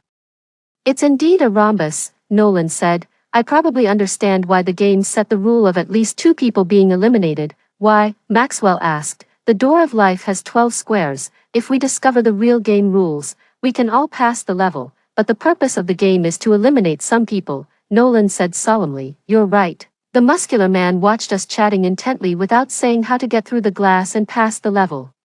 He was so anxious that sweat was streaming down his forehead. We found a way to pass the level, but we can't get through to the other side of the glass. I smiled and said, how do we know we can't get through without trying? Maxwell, we still need to jump in the way of checkers. Can you arrange it? Maxwell smiled casually. There's nothing difficult to arrange. The music stopped suddenly, and the big screen started announcing again, 5 people have been eliminated. Only then did we pay attention to the situation on the opposite side. Except for the man in the suit, no one was standing. The man in the suit had covered his entire body in a large transparent ball. What material is this? It can actually block bullets. And how does he retract and release this thing? Oscar was extremely curious. Nolan said to Maxwell, they don't have any bullets left. We can try to go over and take a look. Maxwell squatted down, with his gun held in front of his chest. I'll jump over first to see. The reasoning was very logical and reasonable, but I was still nervous, holding my breath. I watched as Maxwell took a long step. His long gun touched the glass first and was not bounced back. The muzzle gradually penetrated to the other side. 2 seconds later, Maxwell stood steadily in the square. And the square was within the rhombus range. Sure enough, only when the jumping direction was correct would the glass automatically become virtual. Oscar jumped up happily. Tatum's speculation is correct. Maxwell also let out a long sigh of relief. Then he quickly squatted down and pointed his gun directly at the man in the suit. 13. The man in the suit changed his previous arrogant attitude. Everyone, have you found a way to pass the level? Oscar said sarcastically. You shouldn't want to know from us, right? The man in the suit forced a flattering smile. It's my fault. I didn't recognize this little girl's ability. Most of the time, I don't like to argue with people, but sometimes I can't help but secretly prick him. It's all luck, the luck of a blind person. The man in the suit could barely maintain his smile. Once is luck. How could it still be luck the second time? You know, I just have a bad mouth. I don't have a bad heart. Oscar seemed to have heard a joke. If you don't have a bad heart, then 5 people turned into stones. If you have a bad heart, the world would be doomed. The man in the suit hid in the ball and kept waving his hands. Hey, don't say it like that. I said what I said, and they listened to what they wanted. I didn't force them to be with me. Arguing further would lead to no result. The man in the suit directly got to the point. If you take me through the level, I'll tell you the secret of Area A. Is there a secret in Area A? Oscar asked. Yes, there really is. I brought this ball out of Area A. If you take me out, I'll tell you, Oscar said. We can do without knowing the secret of Area A, but we don't want to take you out. The man in the suit was so anxious that his face turned red. The secret of Area A is very important. It will affect the subsequent games. Oscar argued with the man in the suit. If it's so important and only you know it. Do you have a relative in the game? No, it's because you passed the level in Area A by tying. Although you didn't violate the game rules, you exploited a bug in the game. The game was very unhappy, so it didn't tell you anything and directly kicked you out of the game. So the ball is a reward given to you by the game in Area A. The man in the suit was stunned. He didn't expect me to guess it. He forced a smile. The little girl is really smart. Maxwell still pointed his gun at the man in the suit. We can take you out of the game, but we have one more condition. W. What condition? Shrink this ball and throw it over. The man in the suit couldn't believe it. You want my protective ball? Yes, Maxwell replied loudly. The man in the suit was reluctant. I can promise you everything else, but this is not okay. Oscar pouted. If not, forget it. Let's continue. Ignore him. Hey, hey, hey. The man in the suit stopped us. He shrank the ball to the size of a ping-pong ball and gritted his teeth. Here, I'll give it to you. The ball was thrown straight at Maxwell. Maxwell caught it with one hand, looked at it for a while, and then still pointed his gun at the man in the suit. You stand there and don't move. I'll tell you to jump, then you jump. Aren't you going to tell me how to pass the level? Maxwell said. We promised to take you out, so we won't lie to you, but you have to follow my instructions. Maxwell was an expert at checkers. Every step made us accurately land in the rhombus area. The muscular man was the last one to enter the triangular area. The man in the suit watched as we filled the triangular area and kept shouting, "Why don't you occupy our camp? Hey, you promised to take me with you. Take me with you, little girl. Brother just has a bad mouth. I apologize to you. Please say something nice to your brothers for me. Brother has money, as long as you help me. I'll give you all my money after we get out. Stop shouting. We promised to take you, and we won't leave you behind. Now you jump, one square at a time, and jump in front of me." Nolan stood on the edge of the triangle. When the man in the suit successfully landed in the square in front of him, a voice sounded in the air. Congratulations to the 7 players for successfully passing the level. This area's game is over. Now, the rewards for this game will be distributed. A strangely shaped pistol suddenly appeared in front of me. Tatum, the reward is in front of you. Raise your hand to the height of your nose, and you can get it. Oscar reminded me. I followed his instructions and touched the pistol. It was more like a water gun we used to play with than a real pistol. 14. The thick fog sent us back again. Nolan looked at the time and said, although it's daytime in the game and night in reality, the time that has passed is the same. It's 10 o'clock at night now. We stayed inside for 4 hours. The man in the suit howled. I've already told you the secret of Area A. Why are you still tying me up? Maxwell used his gun to lift up the collar of his shirt and said, have you ever looked at your own neck? The man in the suit didn't understand what he meant. Maxwell turned to look at me and asked, Tatum, do you have a mirror with you? Yes, I do. Bring it to your brother. Maxwell took the mirror and held it in front of the man in the suit. Take a look for yourself. The man in the suit saw through the mirror that the skin on his neck was no longer human. He let out a terrified scream, fell to the ground, and crawled backward. I don't want to turn into a monster. Save me, save me. Maxwell sighed and returned the mirror to me. Who could save him? We all felt threatened. We followed the muscular man to the place where the 7 people hid their things. There were 2 warehouses full of food. And there were 3 trucks outside the warehouses. I sat on a small stool and watched as they moved all the food onto the trucks. The muscular man released the woman who had been locked up. Let's go, get in the car, we're going to the Shanghai safe base. There were 3 trucks and 1 car. The muscular man and his girlfriend drove the car and were in the front. In the 3 trucks, Nolan and I were in the front truck. Lawson was in the middle truck. Besides food, his truck also carried women. Oscar and Maxwell were at the rear. Nolan stretched his hand in front of me and said, Maxwell asked me to give this to you. It was the protective ball they had taken from the man in the suit. For me, yes, take it. I reached out to take it, but Nolan held my hand. Tatum, can you see? I paused and then nodded. Yes, I can see. Since you can see, why didn't you tell us? I stroked my eyes that had been wrapped in bandages and said, it's too strange, so I didn't dare to say it.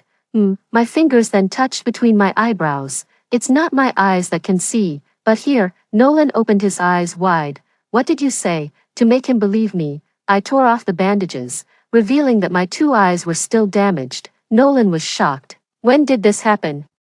On the day the apocalypse started. I thought Nolan would classify me as a monster, but unexpectedly, he rubbed the top of my head and smiled. This is a good thing, but don't let others find out. I knew that, after all, this world rejects the existence of those who are different. The car drove for a full 8 hours, and finally, we reached the Shanghai safe base. Because we were carrying a large amount of food, the person in charge of the base personally received us. They prepared the best accommodation for us and provided the best service. My brothers were also quickly assigned formal jobs and joined the base's security team. The base installed a triple electric fence, no monster could get in from the outside, and a high-intensity inspection system was also implemented inside. People would be subject to security checks in batches 24 hours a day. Once someone was found to be on the verge of turning into a monster, they would be taken away immediately. A self-inspection and mutual inspection system was also promulgated. Those who find themselves abnormal and take the initiative to surrender to the relevant department will be rewarded with food and daily necessities for their families, and their accommodation quality can even be improved. Those who find others abnormal and take the initiative to report will receive the same rewards. The base is really safe, but there are always times when even the most careful arrangements have flaws. For example, the current situation, my brothers went to work, and I was knocked out on my way to the cafeteria and taken to this messy warehouse. Several men stood in front of me, holding iron bars and baseball bats in their hands. The muscular man had injuries all over his face, his arms were tied behind his back, and he was kneeling on the ground. The look in his eyes when he looked at me was full of guilt. His girlfriend was lying on the ground in ragged clothes, and it was unclear whether she was dead or alive. I heard that you got a reward in game area B. What is it? Take it out and let us have a look, the muscular man said with a crying voice. I'm sorry, Miss Tatum, if I don't say it, they will kill my girlfriend. I'm sorry, what could I say? Say it's okay. But this group of hoodlums didn't give me a chance to speak. One of them pressed an iron bar against my forehead and said, hurry up, stop being so hesitant. If you don't take it out, we'll strip you. If I hadn't hesitated for a while and they were about to take off my clothes, I don't think I would have taken out the water gun, let alone shot at them. There was no gunshot. The person who was shot didn't scream or cry out in pain either. As soon as he was shot, he turned into a bubble and disappeared instantly. They were so scared that no one dared to speak. They just stared at me blankly. I pointed the gun at another person. That person crouched down with his head in his hands and said, I was wrong, don't kill me. Just then, Nolan rushed in with others, 15. The moment Nolan led the people into the warehouse, my vision blurred, and the surrounding environment changed greatly. A familiar voice sounded in the air again. Welcome all players to Game Area E. Do not do to others what you do not want others to do to you. The rules of the game in Area E. Grab the key around the mouse's neck and open the door to pass the level. This time, the game area was a tin room, and the door was right in front of us. Is this it? We're in the game already, among the hooligans in the warehouse, except for the one I killed. All of them entered the game. The one who spoke was wearing a blue hat. Boss, what should we do? This was another one, who had 4 or 5 messy necklaces hanging around his neck. The man wearing the hat wiped his mouth and said, let's see what they do. They've been in the game before. He was referring to Nolan and me. Nolan had already walked to the door and was checking it. He was accompanied by his subordinates. The base arranged for Nolan and the other 3 to lead teams separately, so Maxwell, Oscar, and Lawson were not here this time. Nolan and his subordinates tried to push the door hard, but the door didn't move at all. Directly breaking the door to get out is not going to work, Nolan said. The man with the necklaces looked sad and asked eagerly, Then what should we do? What else can we do? We can only participate in the game. This was one of Nolan's subordinates. I heard Nolan call him Levi. The entire tin room was mainly divided into 3 parts. The door, the flat ground of about 20 square meters where we were standing, and a large pit behind us. Levi looked around the room and said, the game rule is to get the key around the mouse's neck. Where is the mouse? The mouse won't come out of the large pit, will it? The man with the necklaces almost wanted to cry. There are so many holes, big and small. How many mice will come out of there? To be exact, there were 17 holes in the large pit. Coincidentally, there were exactly 17 of us. there were 8 hooligans. The muscular man and his girlfriend were also there, and there were me, Nolan, and his 5 subordinates. The game is about to start. Please get ready, all players. Everyone looked at the large pit warily. With a loud bang, before anyone could react, a black shadow leaped out from above the door. The afterimage flashed by, and it slammed a person against the edge of the large pit at an incredible speed, and the afterimage didn't stop. Using the person's stomach as a point of support, it bounced back again. It passed just above the scalp of the man with the necklaces, hit the tin wall, and made a huge metallic crashing sound. It bounced back again, AAH. The man with the necklaces crouched down, holding his head, and let out a scream. Thanks to his shrill voice, everyone finally reacted. They dodged in all directions, but the mouse was extremely fast. For a moment, the room was filled with people's cries of pain and screams, as well as the thumping sounds of the mouse hitting the tin. It felt like a century had passed. When the mouse returned to the square hole above the door, everyone, as if they had survived a disaster, collapsed on the ground. 16. No one spoke, and there were only the cries of 2 or 3 people. The first round of the game is over. Please get ready, players. The second round of the game is about to start. Levi weakly asked the air. How many rounds are there in this game?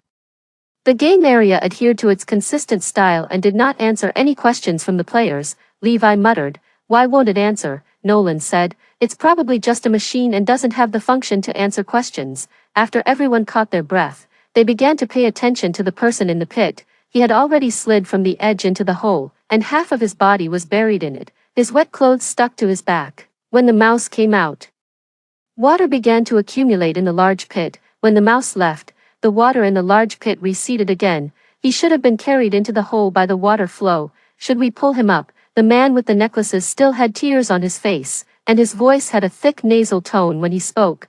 Pull him up just to get him knocked down again. The man wearing the hat said. It was his good brother who had died, and he was also sad. But how could he care about others now? Nolan squatted on the edge of the large pit and leaned over to look into the hole. Maybe it's safer down there than up here. Levi also squatted down. Why do you say that? When the water rose just now, the mouse came here. Nolan pointed to a depression beside his foot and continued. It suddenly stopped and then turned around and left the large pit. What does that mean? Levi asked. It means that the mouse is afraid of water. The one who answered was unexpectedly the man wearing the hat. He had been paying attention to what was going on here. His eyes lit up suddenly. Then if we hide in the pit, can we avoid the mouse? The man with the necklaces looked at the dark hole entrance, and a look of unease appeared on his face. But there are all these holes down there. The man wearing the hat pointed at the man in the pit and said, the holes shouldn't be too deep. The man's upper body is still outside. What are you afraid of? If you're afraid, you can stay up here. The man with the necklaces kept waving his hands. I was just saying it casually. Everyone seemed to see the hope of survival, and the crying stopped. But the problem wasn't really solved. Hiding down there could only keep them alive for the time being. If the game ended and the door wasn't opened, the final result would still be death. Obviously, some people had already realized this. The muscular man, who had been silent, spoke up. Then what about the key? Aren't we going to get it? Everyone's mood dropped again. We have to stay alive first before we can find a way to get the key. Levi pointed at the dents on the tin. If we're hit by the mouse, it'll be hard not to die. Those who had been hit on the arm, those who had been hit on the thigh, all nodded. 17. The second round of the game is about to start. Please get ready, all players. Quick, quick, get down there. The man wearing the hat motioned for the hooligans to get into the pit. Nolan supported me and we entered the hole. Wow, why is the ground soft under my feet? The man with the necklaces exclaimed. It was clearly a tin room. From the roof, the 4 walls, the floor, to the large pit, everything was made of tin. Unexpectedly, the bottom of the hole was soft. It was like stepping on a Simmons mattress. The game started. The mouse flew out again at an extremely fast speed and hit the floor, making a deafening sound, but this time, it didn't bounce back. It stopped in the depression it had created. Its body stood upright, its upper limbs curled up, its head tilted, and its red eyes stared straight at us. The mouse is stunned. The man with the necklaces laughed loudly. If we go up now, can we catch it? Levi rubbed his ears. He was closer to the man with the necklaces. If you go up, I'm afraid the mouse will move. The man with the necklaces involuntarily buried himself deeper into the hole. Then forget it.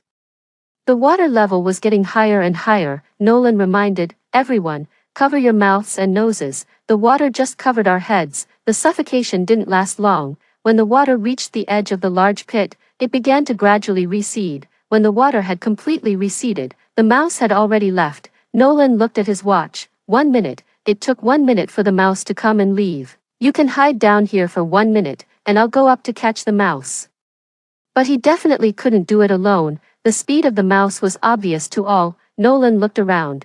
Except for me, no one dared to meet his gaze, including his subordinates. Levi stammered, how about we think of another way? Going up means death. Then what other way is there? The man with the necklaces looked at Nolan eagerly. Someone has to go up. You guys in the security team all have skills. Unlike us. Ah. The man with the necklaces let out a sudden scream.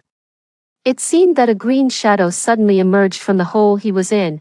When we looked closely, it was a snake. It was a python. We only had time to hear a short scream before the man with the necklaces was swallowed by it. The python stood upright, reaching a height of more than 3 meters. The soft body under its feet was moving, and I quickly pulled back my foot in surprise. I don't know who shouted, "Run!" As soon as the words fell. Nolan nimbly jumped out of the hole, picked me up, and jumped towards the curved surface of the large pit. The others also started climbing out one after another, but the more anxious they were, the harder it was for them to get out. I saw the python bend its body, open its mouth wide, and reveal its bright red tongue and sharp teeth. It swallowed one person with one bite. It swallowed, it opened its mouth, and swallowed another one. I got goosebumps all over my body. 18. Nolan clung to the curved surface with one hand and protected me with the other as we moved upward. The man wearing the hat in the upper right corner didn't hold on to the edge of the large pit and slid down the curved surface. In a state of extreme panic, he turned his head and saw me, and his eyes instantly became fierce. He kicked me on the shoulder and, using the force, jumped up, and I fell into Nolan's arms. This caused Nolan to slide towards the bottom of the pit as well. There were only a few people left at the bottom of the pit. In an instant, the python was about to sweep over. Nolan grabbed my arm with his right hand, braced his left side against the curved surface, gritted his teeth, and threw me up. With a bang, I fell on the floor, lying face down. My head hung over the edge of the large pit. I watched as Nolan was about to fall into the python's mouth. In an instant, I threw out the protective ball. The ball expanded instantly and covered Nolan inside. The protective ball was too big. The python bit half of it but couldn't swallow it no matter what. Its sharp teeth couldn't penetrate the surface of the ball either. It angrily threw the ball away. The ball hit the corner of the iron room and smashed a crack in it. Just then, a beeping sound rang out in the air. As soon as the sound faded, the python shook its head, slowly lowered its body, and retreated back into the hole. We suddenly realized that this was the real round of the game. After the python passed through, there were only 5 people left in the room, me, Nolan, Levi, the muscular man, and the man wearing the hat. Nolan changed the ball back to its original state and still returned it to me. You have a prop. Why didn't you take it out earlier? Do you know how many people have died, unexpectedly? Before I could condemn the man wearing the hat, he started to blame me first. By the way, I remembered. You also have a gun. You have a gun. Why didn't you use it? Ah, who could remember to use it at that time? Levi said, looking at the pistol tucked into his waist. The man wearing the hat was excited and his face was ferocious. I'm not talking about an ordinary gun. It's the prize she got in Area B. I saw with my own eyes that she used that gun to turn people into bubbles. The man wearing the hat continued, if you can't use it, give it to us. If the gun were in my hands, so many people wouldn't have died. So that was his intention. I looked at him amusingly. My gun can only be used on people. It's useless against others. I already knew how to use the gun the moment my hand touched it. How is that possible? I don't believe it. Wait until the next round when the mouse comes out. Just give it a try and you'll know, Levi said. The man wearing the hat was persistent. Can she do it? What if she misses? There's a mouse above and a snake below. We won't have a way out. Well, why don't you give the gun to Captain Nolan? Let Captain Nolan do it. You can give it to me too. I've also received professional training. Levi stared at me, looking very curious. I took out the gun and gave it to Nolan. Nolan looked at the man wearing the hat with cold eyes, and the man wearing the hat was so scared that he kept swallowing. This wasn't the time to teach the man wearing the hat a lesson. 19. I walked to the corner and looked at the crack that had just been smashed out by the ball. Nolan followed behind. Did you find anything? If this crack were a little bit bigger, maybe we could trap the mouse, I said. Going into the pit was certain death. The only way to survive was still to find a solution with the mouse. You mean, make it bounce in? I nodded. Yes, but we need to artificially create the route of its bounce. Nolan walked to the edge of the pit. This is the first place the mouse landed after coming out, although it hit someone and didn't land on the ground in the first round. It was also in this direction. What's up? Have you found a way? Levi asked. Yes, Nolan pointed to the crack in the wall. As long as we make the mouse bounce into that crack, we can get the key. Levi looked in the direction Nolan was pointing at. He was stunned for 2 seconds and then got up in a hurry. How do we do it? The man wearing the hat and the muscular man also came over. This crack is too small. The mouse can't get in, the man wearing the hat said. So now, we have 2 things to do. First, widen the crack. Second, make the mouse bounce according to the route we want, Nolan said. Levi took out the gun from his waist. The first one is easy. I'll just knock it a few times. Nolan continued. The mouse lands here. Next, which way will it bounce? Look at the depressions. Which one is deeper? I replied. Nolan simulated the bouncing route and came to the left wall of the room. He drew an imaginary circle. This should be the second landing point. Then it would be on the door. But if we let the mouse bounce freely, I'm afraid it will never bounce into the crack. We need to change the mouse's route. Nolan walked in front of the 4th landing point. If there's something to block it here, the mouse will bounce onto the right wall and then bounce back and just be able to enter the crack. I'm afraid of the error and the mouse changing its route on its own. After all, the mouse wasn't an inanimate object, and from the first round of the game, it could be seen that it could completely control its movements. Nolan nodded in agreement. It seems that we can only adjust freely according to the mouse's movements. What do you mean by that? The man wearing the hat was a bit panicked. It means that before we were hiding from the mouse, but now we need to run after the mouse. The man wearing the hat was really worried. Getting hit by it will kill us. Nolan was also thinking about this problem. Then he saw me take out the ball and smiled and touched the top of my head. He continued, when the mouse gets close to someone, we'll throw the ball to that person. The man wearing the hat wiped his mouth. Will it be in time? The mouse is so fast. Then we should try our best to make the mouse bounce onto the tin, as long as there's an interval. The person about to be hit will have time to get the ball. But why can't we cover the mouse with the ball? The man wearing the hat asked. I answered him. The game prizes don't work on the NPCs in the game. This was one of the rules of the prizes. How could that be? The man wearing the hat's face turned even paler. But will the method you mentioned work? Nolan shook his head. There's no other way. Let's vote on whether to do it or not. Levi was the first to raise his hand. Yes, anyway. Whether we do it or not, we'll probably die in the end. I naturally agreed. The muscular man also agreed. As for the man wearing the hat, whether he agreed or not couldn't change the result. Just by looking at the way his eyes were flickering, I knew he didn't want to participate. 20. Everything was ready. The 3rd round of the game is about to start. Please get ready, all players. Bang bang. It was as if we could hear everyone's heartbeats. Bang. The mouse landed on the first point as we had expected, then came the 2nd and the 3rd. When it came to the 4th point, we all stared at it closely. Nolan put his hand on the button. When the mouse hit, he would shrink the ball back, so as to prevent the ball from carrying people and being knocked away. Oh, Levi cheered. The ball hit the right wall as we had hoped, then it bounced back. We watched as it was about to enter the crack little by little, the last half a meter. The last dozen or so centimeters. Unexpectedly, at this moment, it suddenly turned and flew towards Levi. Fortunately, Levi was less than a meter away from Nolan. Nolan instantly threw the ball at Levi. Bang! The mouse hit the ball. Levi didn't have time to shrink the ball in time. The ball hit the wall hard, just as it was about to be bounced out. Levi pressed the button. After falling to the ground, he patted his chest. It was a close call. On the other side, after the mouse touched the wall, it quickly flew towards the man wearing the hat. The man wearing the hat shouted, "Give me the ball." Levi immediately made a throwing motion. At the same time, Nolan also raised the water gun. The hope in the man wearing the hat's eyes was almost tangible. And then he fell into the water. Everything happened very quickly.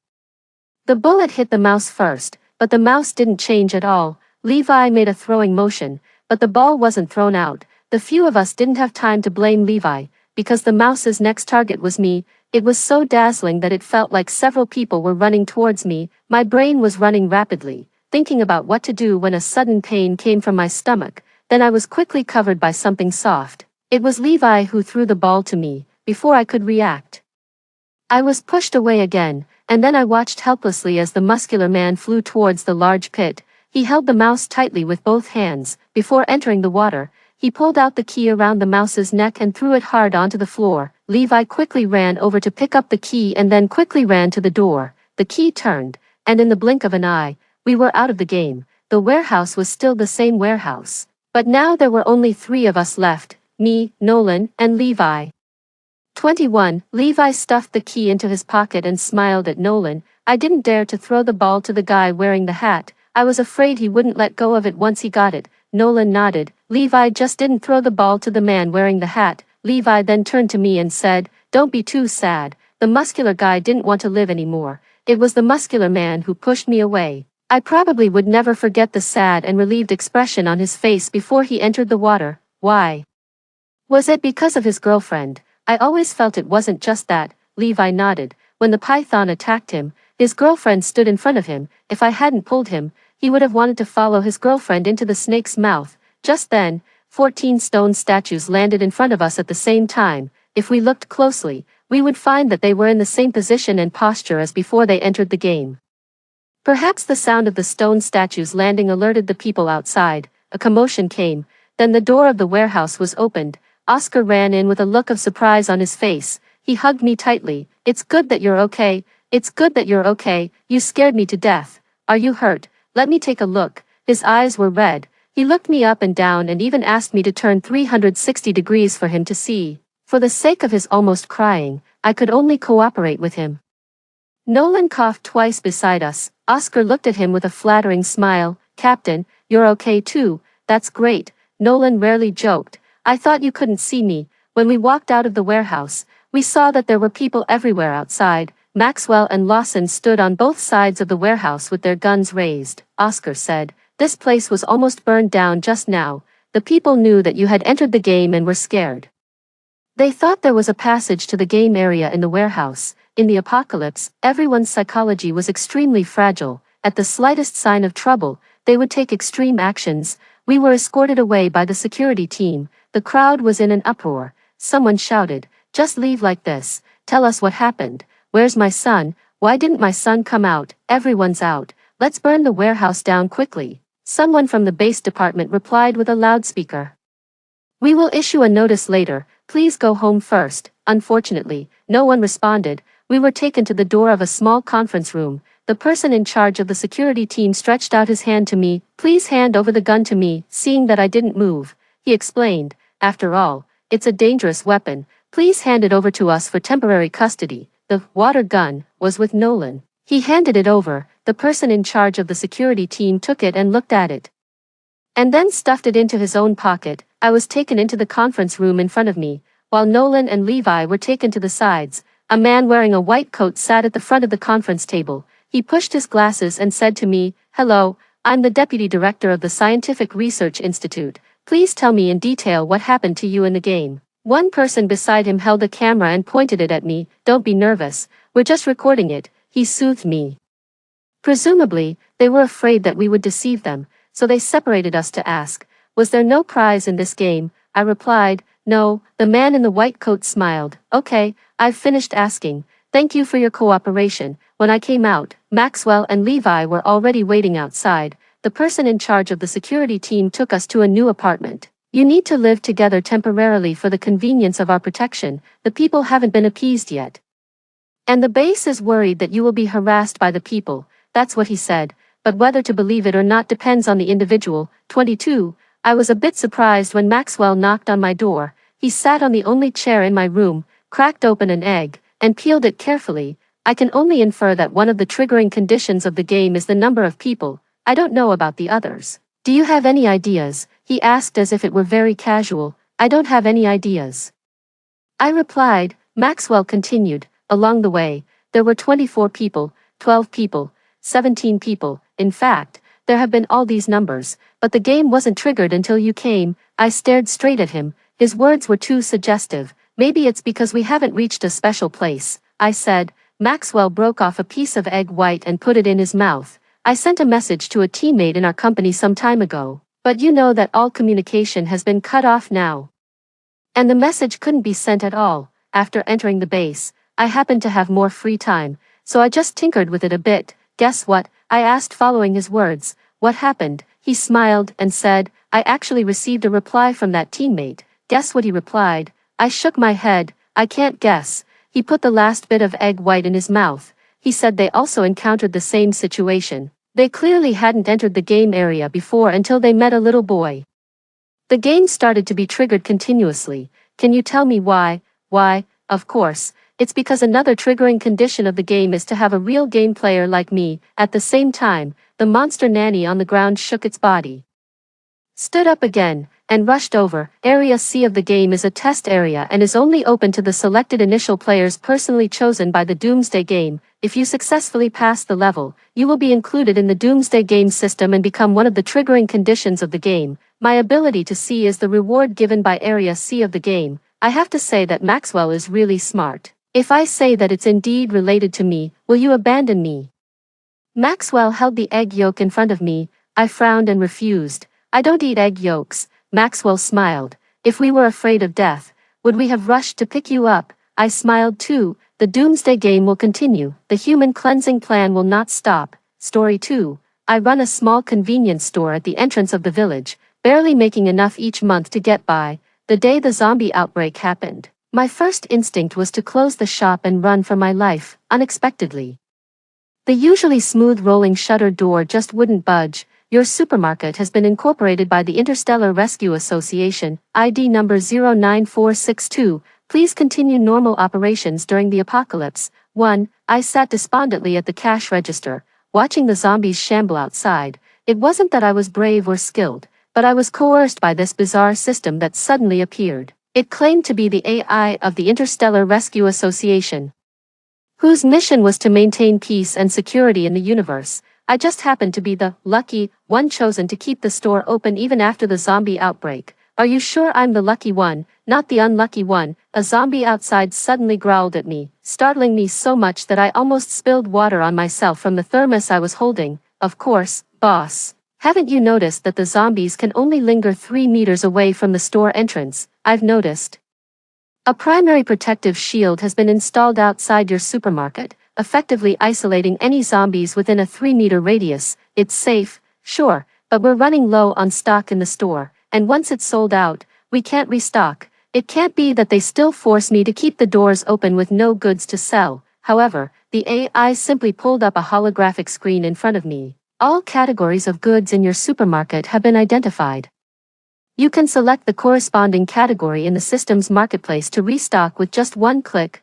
Vegetables, bean products, meats, eggs, seafood, fruits, flowers, fast foods, frozen foods, beverages, liquor, grains, oils, seasonings, snacks, instant drinks, daily necessities, dairy products, baby formula. Indeed, it was quite a comprehensive list. I randomly clicked on a category to take a look, only to find that all the purchasing options were grayed out. Buddy, I can't buy anything. That's because you haven't sold any goods yet and have no earnings. Also, my designation is 009. Okay, 009. How do we charge? Do we still take money? Available trading options include zombie crystal cores, with purchasing power determined by level, local species purchasing power based on rarity, and other valuable items, with specific purchasing power directly recognized by the system. 2. By the afternoon, I welcomed today's first customer. It was George, a well-known local thug. He walked in with a blood-stained machete, slung it over his shoulder, and said, "Beauty, give me 2 packs of cigarettes." "There aren't any," I replied, swallowing hard. It was the truth. There weren't many wealthy people in the village. Most of the younger folks had gone out to work, leaving only a few older men who occasionally came to buy a pack of cigarettes for 2 or 3 yuan. The most expensive cigarettes in my display were a pack of Hongtashan for 10 yuan, which had gathered dust and hadn't sold out even after 3 months. "Then get all the cigarettes from your display out for me," George said impatiently. "Hurry up." I had no choice but to bag up all the cigarettes on display. "Here, that's all there is." George rudely snatched the bag from my hand and turned to leave when suddenly a mechanical voice intervened. Product value 300, one first order zombie crystal core. Please make payment. George scratched his ear, ignoring it.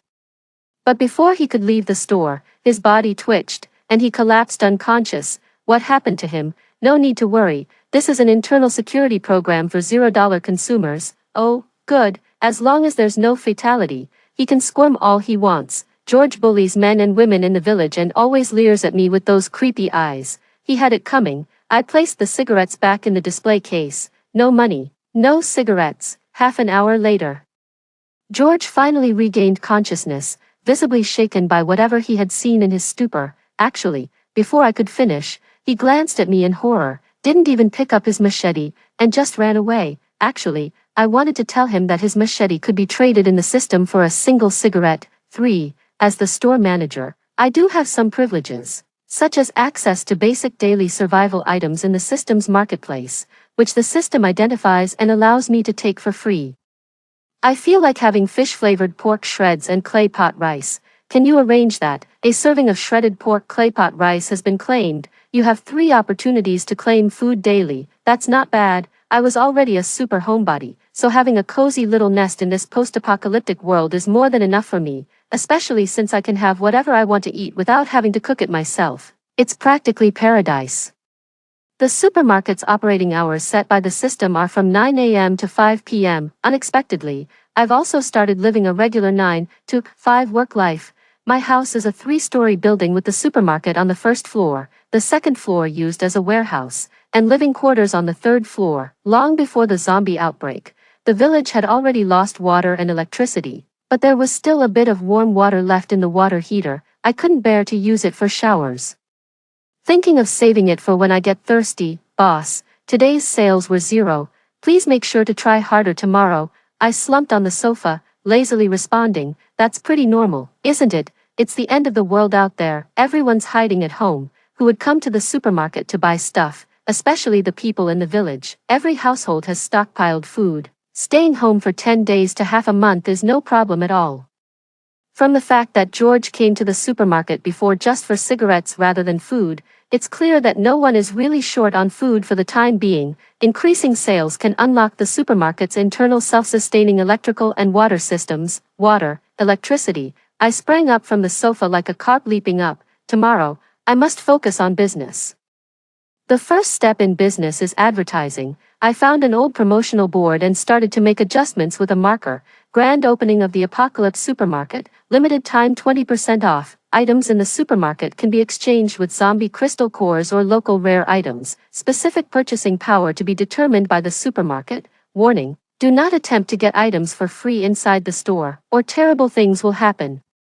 The entire promotional board was designed with exaggerated and bright techniques, very eye-catching. As for the 20% discount, it was just a marketing gimmick. After all, the customers don't know the original prices. Hee. After finishing the promotional board, the next step was to go door to door to advertise, which I was still a bit scared to do, given the zombies roaming outside. Hey, George, don't go, come here. Seeing George deliberately taking a long detour away from the supermarket, I called out to him excitedly. What do you want? He growled back, but seemed to resign himself to something, shrinking his shoulders and walking toward the supermarket. Do me a favor, hang this at the crossroads billboard outside the village. If you do it well, I'll give you a pack of Hontishan cigarettes. The crossroads lead to a highway that goes to the village entrance. I targeted the outsiders for business, as it's hard to earn money from the villagers.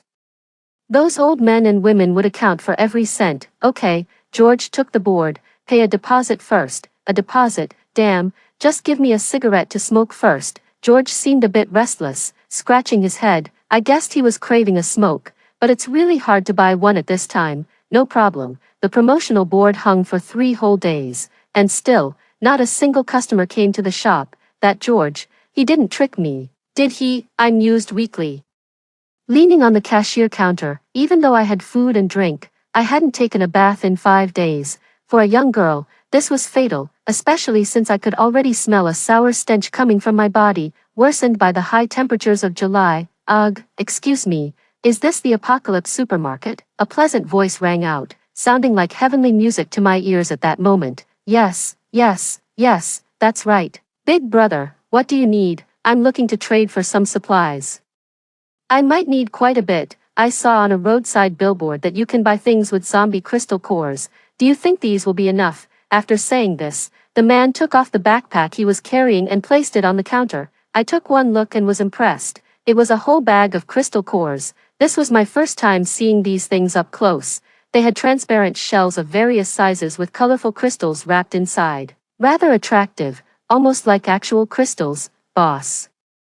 This is a big customer. Why not have him register for a membership card? It's rare to encounter such a big spender, and even 009's usually indifferent mechanical voice took on a hint of eagerness. These crystal cores can be converted into points and stored on the card, and he can just swipe it to make purchases. Handsome, would you like to get a membership card? A card? The man was taken aback, probably not expecting my little supermarket to be so advanced. Yes.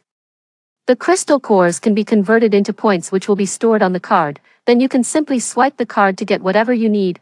Alright then, you take care of it for me, no problem. By the way, what's your name? Jacob. After he replied, I took the crystal cores from the backpack to the counter for scanning by the system, which totaled up to 2,427 points.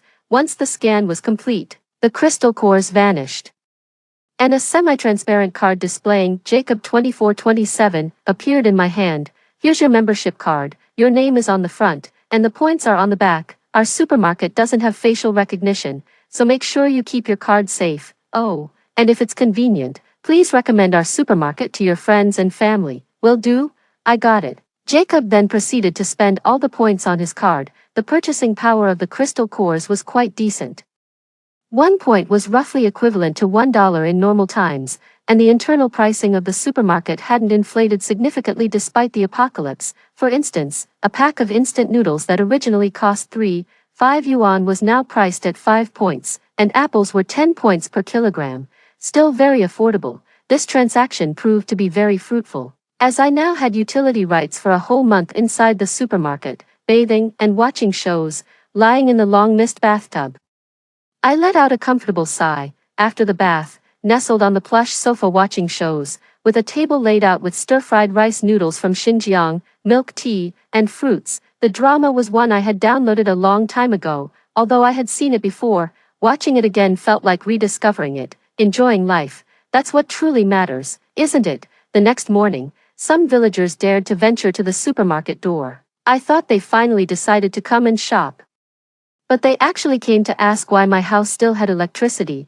It was because the power came back on last night, and in my excitement, I had forgotten that the rest of the village was in darkness, making my house stand out brightly in the night. Emily, your aunt has watched you grow up. If you know how to generate electricity, you must tell me. While saying this, she stuffed cookies into her pocket. The crinkling noise of the packaging was very loud, and she thought she was being discreet.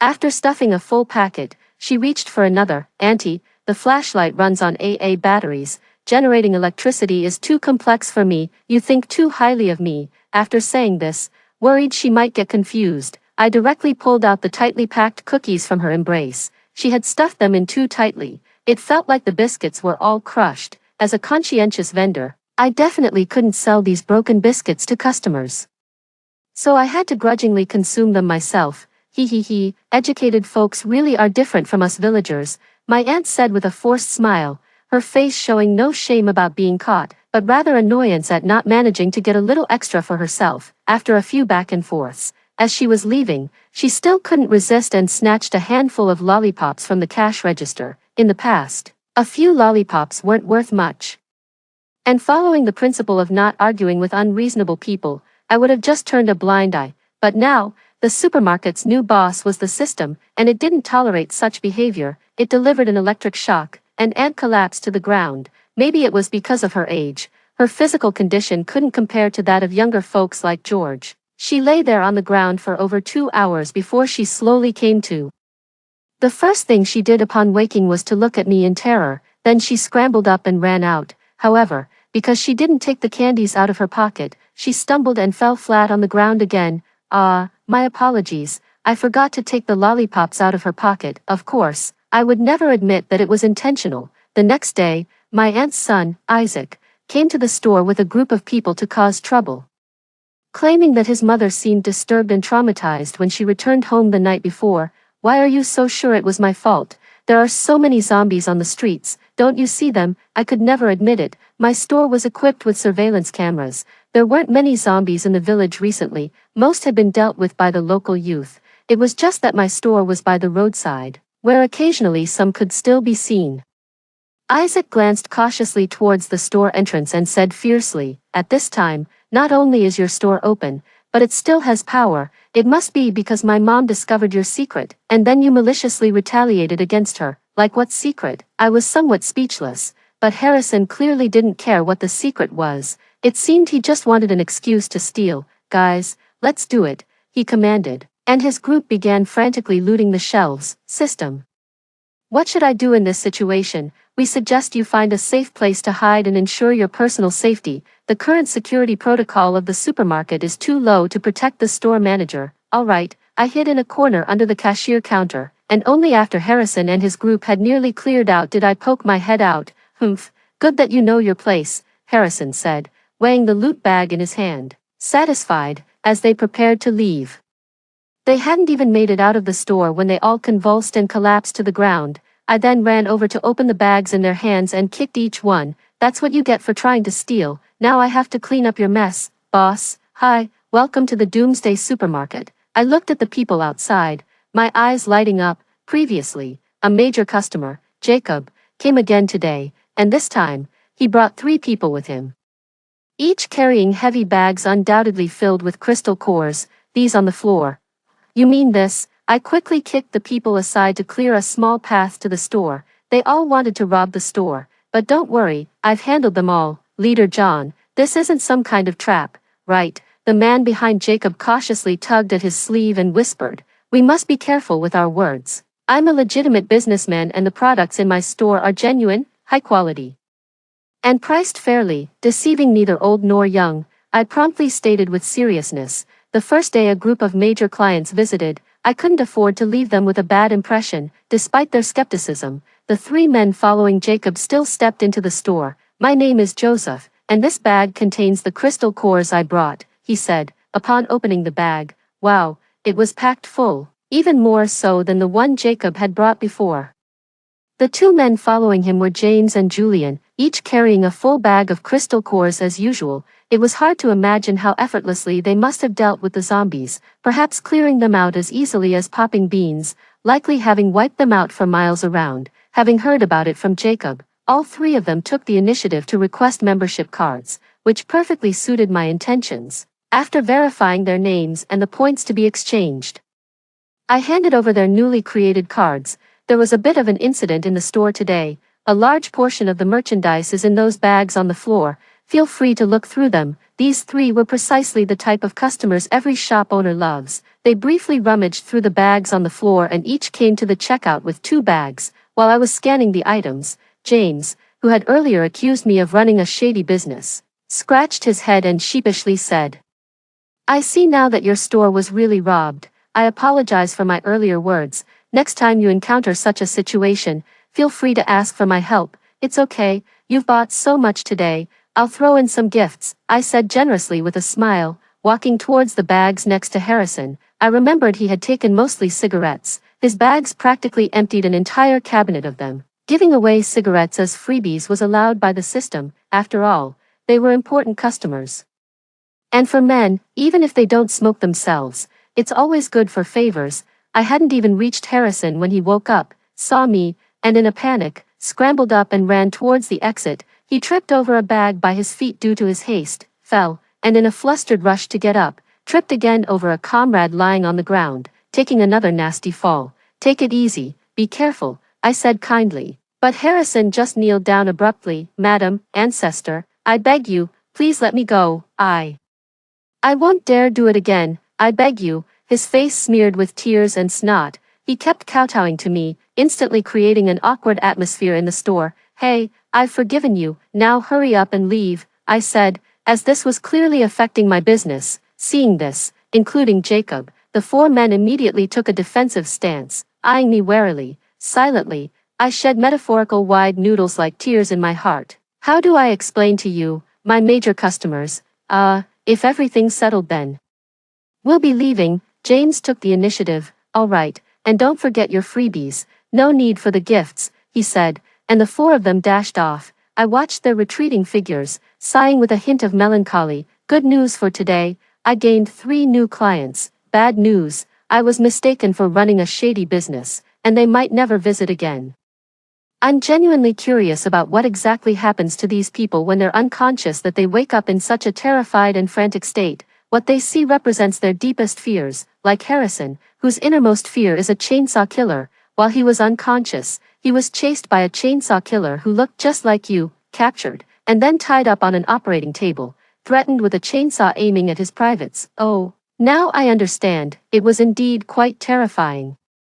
This trip to the supermarket again brought in a substantial income, and my basic protective shield was upgraded to an intermediate level. The isolation distance remained at 3 meters, but the strength of the shield was enhanced. As long as there weren't any king-level super zombies outside, it was impossible to break through this shield. Moreover, my personal safety was also secured. The system equipped me with a mobile protective shield, which worked both inside and outside the supermarket. Whether it was people or zombies, unless they used heavy artillery, it was basically very difficult to harm me. 009, I think you are the most reliable and thoughtful AI in the world. If I could rate you, I would definitely give you 5 stars, I said, feeling secure about my personal safety. I could now comfortably lounge at home more often, living what seemed like a fairy tale life. It's all part of my duties. 009 replied, straightening its small frame, boss. The system also offers expansion services. Would you like to expand the supermarket? The supermarket was housed in a self-constructed building. When I had it renovated, I knocked down all the non-load-bearing walls, so the entire first floor was made up of 2 rooms, spanning about 150 square meters without any shared space. The supermarket was packed with goods, the shelves and various products filling up the space completely, all styled like a simple convenience store, nothing fancy.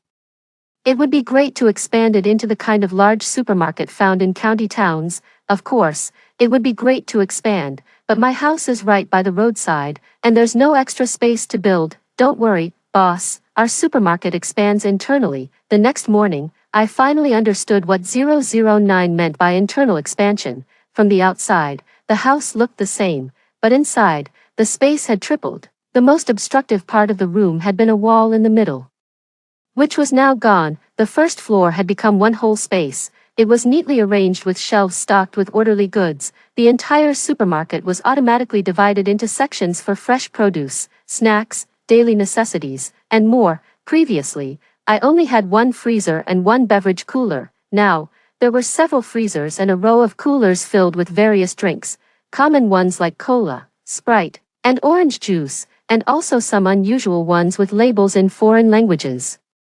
Probably imported, all sorts of fruits and vegetables, red and green, and even more ridiculously, the fresh produce section even had various types of seafood and water products. Common ones like grass carp, cushion carp, river shrimp, and river crabs were expected, but there were also luxury items like king crabs, abalones, and mantis shrimps, all looking very lively, splashing around in the water. I swallowed hard, barely believing what I was seeing. 009.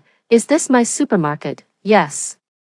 To expand the supermarket, I used up all the crystal cores we collected today. You need to earn them back quickly. Of course, I replied, proud of my upscale supermarket. But these vegetables and fish, if they don't sell quickly, they won't stay fresh. Actually, all of these are projections from the system's 5D projection technology, which reproduces the products in terms of visuals, smell, touch, and even motion 100%. If a customer wants something, we then directly order it from the system's marketplace. Clever, indeed very clever. To aggressively promote my apocalyptic supermarket, I printed a bunch of flyers. After work, breaking my usual routine of just lying down, eating, and watching shows, I took the flyers and scattered them along the road like scattering flowers, spending the entire evening doing so. With the protective shield provided by the system, I rode my electric scooter for about 60 to 70 kilometers. Starting from the supermarket and making a large loop, only returning home in the middle of the night. Boss, you worked hard tonight. I believe with your efforts, our supermarket will definitely become famous nationwide and eventually sweep across the globe. Let's hope your words come true. But 009. Have you been watching some weird TV shows again lately? This idiom smells like a 90s commercial. Even AI needs to learn, and in fact, I'm currently studying your Earthlings advertising strategies. Incredible, I give a thumbs up. With such a system in place, what more could one ask for? The next morning, I was greeted by my first batch of customers. They looked anxious, each coincidentally clutching a flyer, the one I had distributed overnight. As soon as I opened the door, the crowd surged in. It hadn't even been a month since the apocalypse began, and human life had already undergone drastic changes. Last night, when I went out, I realized that not only the zombie virus threatened human survival, but also various mutant plants and animals lurking by the road, waiting for their chance to strike. Luckily, I had a protective shield. In the middle of the night, a man-eating plant swallowed me and my car whole. The shield expanded inside the bud, creating a safe space. Eventually, the man-eating plant, finding it uncomfortable, spat me and the car back out. Boss, is it true that we can exchange zombie cores for food at the supermarket? I haven't had a proper meal in days. Last night, I fought 3 zombies and extracted 3 cores. What can I buy at the supermarket? My God, this really is a supermarket. Everyone, please calm down. I gestured for them to be patient. Once they quieted down somewhat, I shouted, please read the flyer in your hands about the precautions for shopping at the Doomsday Supermarket before you start. Don't worry if you don't have any cores. In addition to core transactions, the store also accepts valuable local items, like gold, diamonds, jade, etc. And one last thing, shop within your means and strictly avoid any dishonest behavior, otherwise, you are on your own. With that, I stepped aside, and the crowd rushed into the supermarket. Listening to people's exclamations, I felt a great sense of accomplishment. It was my supermarket, after all. However, problems began to emerge at checkout. Some tried to sneak items by hiding them, others who couldn't afford their goods started to haggle wildly, and some even opened food packages right in the store. Sir, please take the sausage out of your pocket. Ma'am, you can't afford this box of milk with your limited budget. Little one, you can't eat that directly. Where are your parents? Have them come over to pay. Despite my polite demeanor, the customers became more aggressive, and the scene quickly descended into chaos. Some tried to take advantage of the confusion to escape, only to be stunned electrically and tormented by their greatest fears. Finally, looking at the people lying on the ground, I sighed. 009, it seems like social order is about to completely collapse. Can the supermarket still operate normally? I really didn't want to deal with such problematic customers every day. It felt like a few more days of this could drive me insane. Boss, I think you might need a security guard with high combat skills to control the situation. Sigh, you're not wrong. That actually makes sense. A month into operation, my Doomsday Supermarket had barely made a name for itself in the vicinity. Although I still encountered problematic customers daily, those with lower tolerance and poorer physical condition often left with psychological issues, serving as a deterrent to some extent. But the world is not short of stubborn people, and dealing with even one such customer a day was exhausting. After the news that the Doomsday Supermarket was hiring security spread, a bunch of people looking for free food and drinks showed up, but they were all too weak to be intimidating, and I couldn't take any of them seriously. That day, I opened the store as usual, feeling lifeless and ready to face the daily onslaught from unscrupulous customers, along with dealing with a crowd of job seekers hoping to mooch off the store. Unexpectedly, early in the morning, I saw Jacob, a regular who hadn't visited in a while. As usual, he carried a large backpack and tentatively called out before entering, "Boss." "Wow, Jacob, long time no see. How have you been?" I greeted him enthusiastically, given the troublemakers I'd dealt with recently. Jacob's image in my mind had greatly improved. He was practically the epitome of an ideal customer. "Your supermarket, has it changed a lot?" I expanded it on purpose. "Our store now has everything you could need." "It really has changed a lot." I barely recognized it, but I didn't come to shop this time. "I heard nearby that your supermarket is hiring security. Did you find anyone?" "Don't even mention it." I sighed, feeling deflated. "I can't find anyone suitable at all. How about I suggest a solution?" Instead of recommending a security guard, Jacob actually suggested a powerful ally. "I've been scouting the area for a long time, and it's perfect for establishing a survivor's base.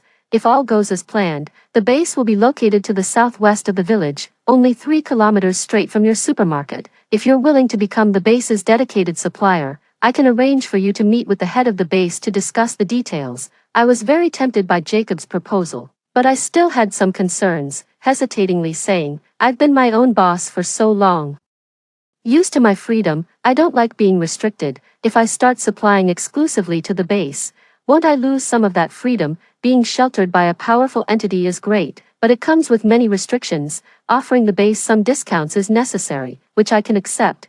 But what if the base wants to monopolize the supermarket, or worse, replace me and take over as the manager? It's not that I'm paranoid. It's just that the existence of the supermarket is so miraculous in this dangerous, resource-scarce post-apocalyptic world. Although I didn't say it outright, anyone with a keen eye could see the extraordinary aspects of the supermarket, the bizarrely spacious interior, the never-ending supply of goods, a bug that keeps zombies at bay.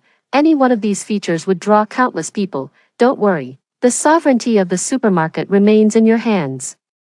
And you will only be forming an alliance with the base, Jacob assured me firmly.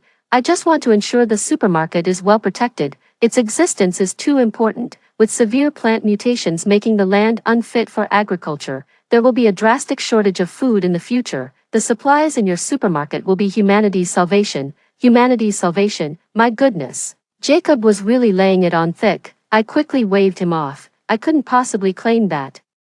But you're right about the supermarket's special nature. As long as customers keep coming, the supplies will continue to flow. I understand. Are you available tomorrow? I am, but only after 5 p.m. when I get off work. All right. I didn't expect Jacob to act so quickly. When I sat down with the leader from the other side, I was still in a daze. Hello, you must be the supermarket owner. I'm John from Dawn Base. Hello, I'm Emily. General John. Jacob had already briefed me about his identity before the meeting. It was my first time meeting such a high-ranking leader. I was somewhat nervous, occasionally glancing at Jacob nearby. Regarding the alliance between the base and the supermarket, Jacob must have mentioned it to you before. This is the draft cooperation agreement I've put together. Take a look and feel free to make any suggestions. I took the agreement and reviewed the clauses. They required the base to unconditionally ensure the safety of the supermarket and its manager, maintain the daily business order of the supermarket, and prioritize the supply of materials from the supermarket to the base. In short, the agreement didn't mention what concessions or benefits I needed to offer. It was solely focused on protecting the interests of the supermarket and myself, making it a very one-sided agreement, favoring my side. Of course, there are no issues.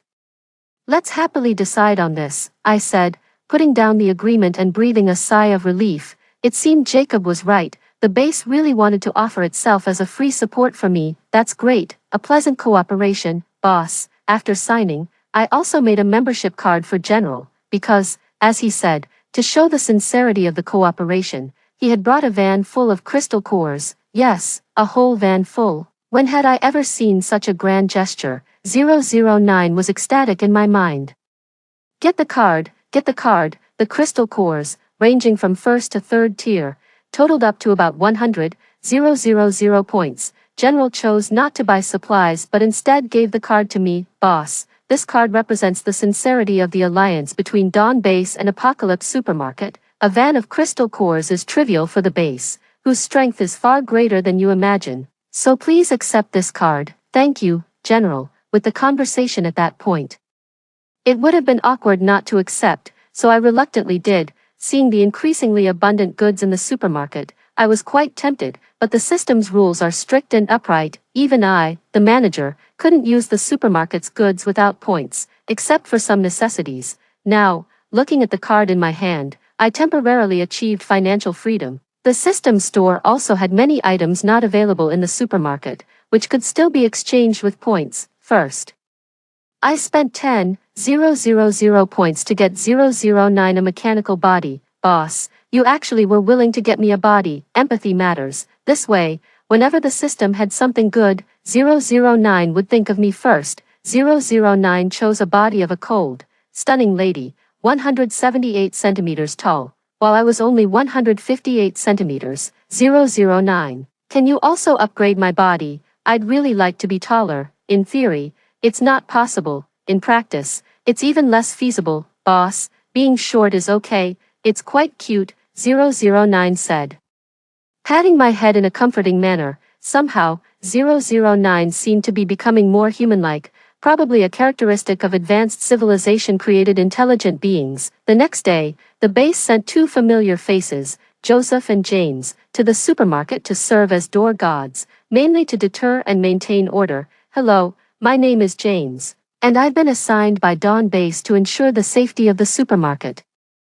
James said with a flushed face, standing upright as he introduced himself along with 009. Hello, I'm Stella, a new employee at the supermarket. 009 smiled graciously, while James grinned like a simpleton. Over the recent period, among those sent by the base to the supermarket, James was the most frequent visitor. He would come 4 days a week, and if it weren't for the base's rule that duty personnel couldn't work more than 4 days a week, I suspect he would have stayed in the supermarket all week long. His diligent visits were for a simple reason. 009, human and robot, they couldn't possibly fall in love, right? That would be crossing species. Sometimes, I wondered how James would react if he knew that his beloved Stella wasn't human, but I didn't know how to broach the topic. Thus, the matter kept getting postponed. Dawn Base had expanded its main entrance all the way to the nearby supermarket, however. Considering that people from outside the base also wanted to shop there, the supermarket was still located outside the base. Recently, the temperature had skyrocketed, breaking the 40-degree mark. Thanks to the air conditioning inside, the supermarket saw an increase in the number of customers, often leaving me with no space to stand. Fortunately, there was a rule that customers could only stay inside for a maximum of 2 hours. If they exceeded this limit, an invisible force would expel them from the supermarket. Otherwise, the supermarket would be filled with people just coming in to cool off instead of actual customers. The continuous high temperatures had also led to an increase in the number of zombies. For the past few days, there were no staff on duty at the store as everyone had formed groups to go out and fight zombies. It was critical to strictly control the number of zombies around the base, otherwise, a sudden surge could destroy the entire base. But as if misfortune loved company, today, an anxious James rushed into the store and said, Stella, Emily, hurry up and close the store, come back to the base with me. Why, what's happening at the base? I asked, puzzled. It's urgent. Half an hour ago, a drone reported that a large group of zombies, 10 kilometers away, is heading towards our base. Everyone inside is preparing for battle. Stop dawdling and come with me. After James spoke, I looked solemnly at 009 and asked, can the protective shield withstand a zombie onslaught? According to my calculations, there's no problem at all. I've already upgraded the shield to its highest settings. What are you two talking about? What protective shield? The protective shield outside the supermarket? You're here on duty every day. Haven't you noticed that no zombie has ever entered the supermarket? I really hadn't noticed. James scratched his head. Are you sure it's safe for you two to stay in the supermarket? I have to go. There are zombies to fight. After James left, my anxiety grew. 009. Is there anything I can do to help the base? What do you have in mind? Perhaps provide some weapons or turn the supermarket into a temporary shelter for the elderly, sick, disabled, and children of the base. Exchanging weapons requires a large number of crystal cores. As for a shelter, the supermarket can currently accommodate 400 people.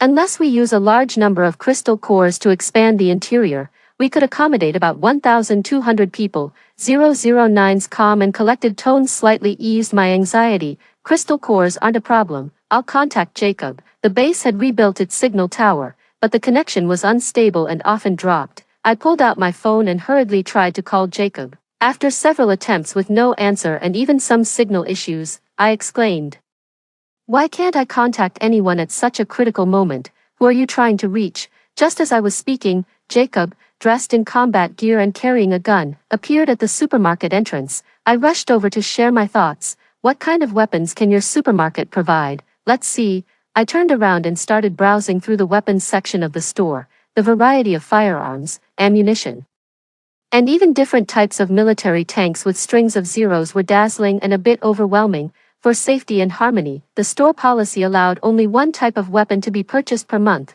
with a limit of 200 units. Jacob, do you have any specific weapon in mind? A 191 assault rifle. Do you have it? I typed the name into the search bar and found one. Yes. But we can only exchange 200. Each costs 5,000 points, with unlimited ammunition supply.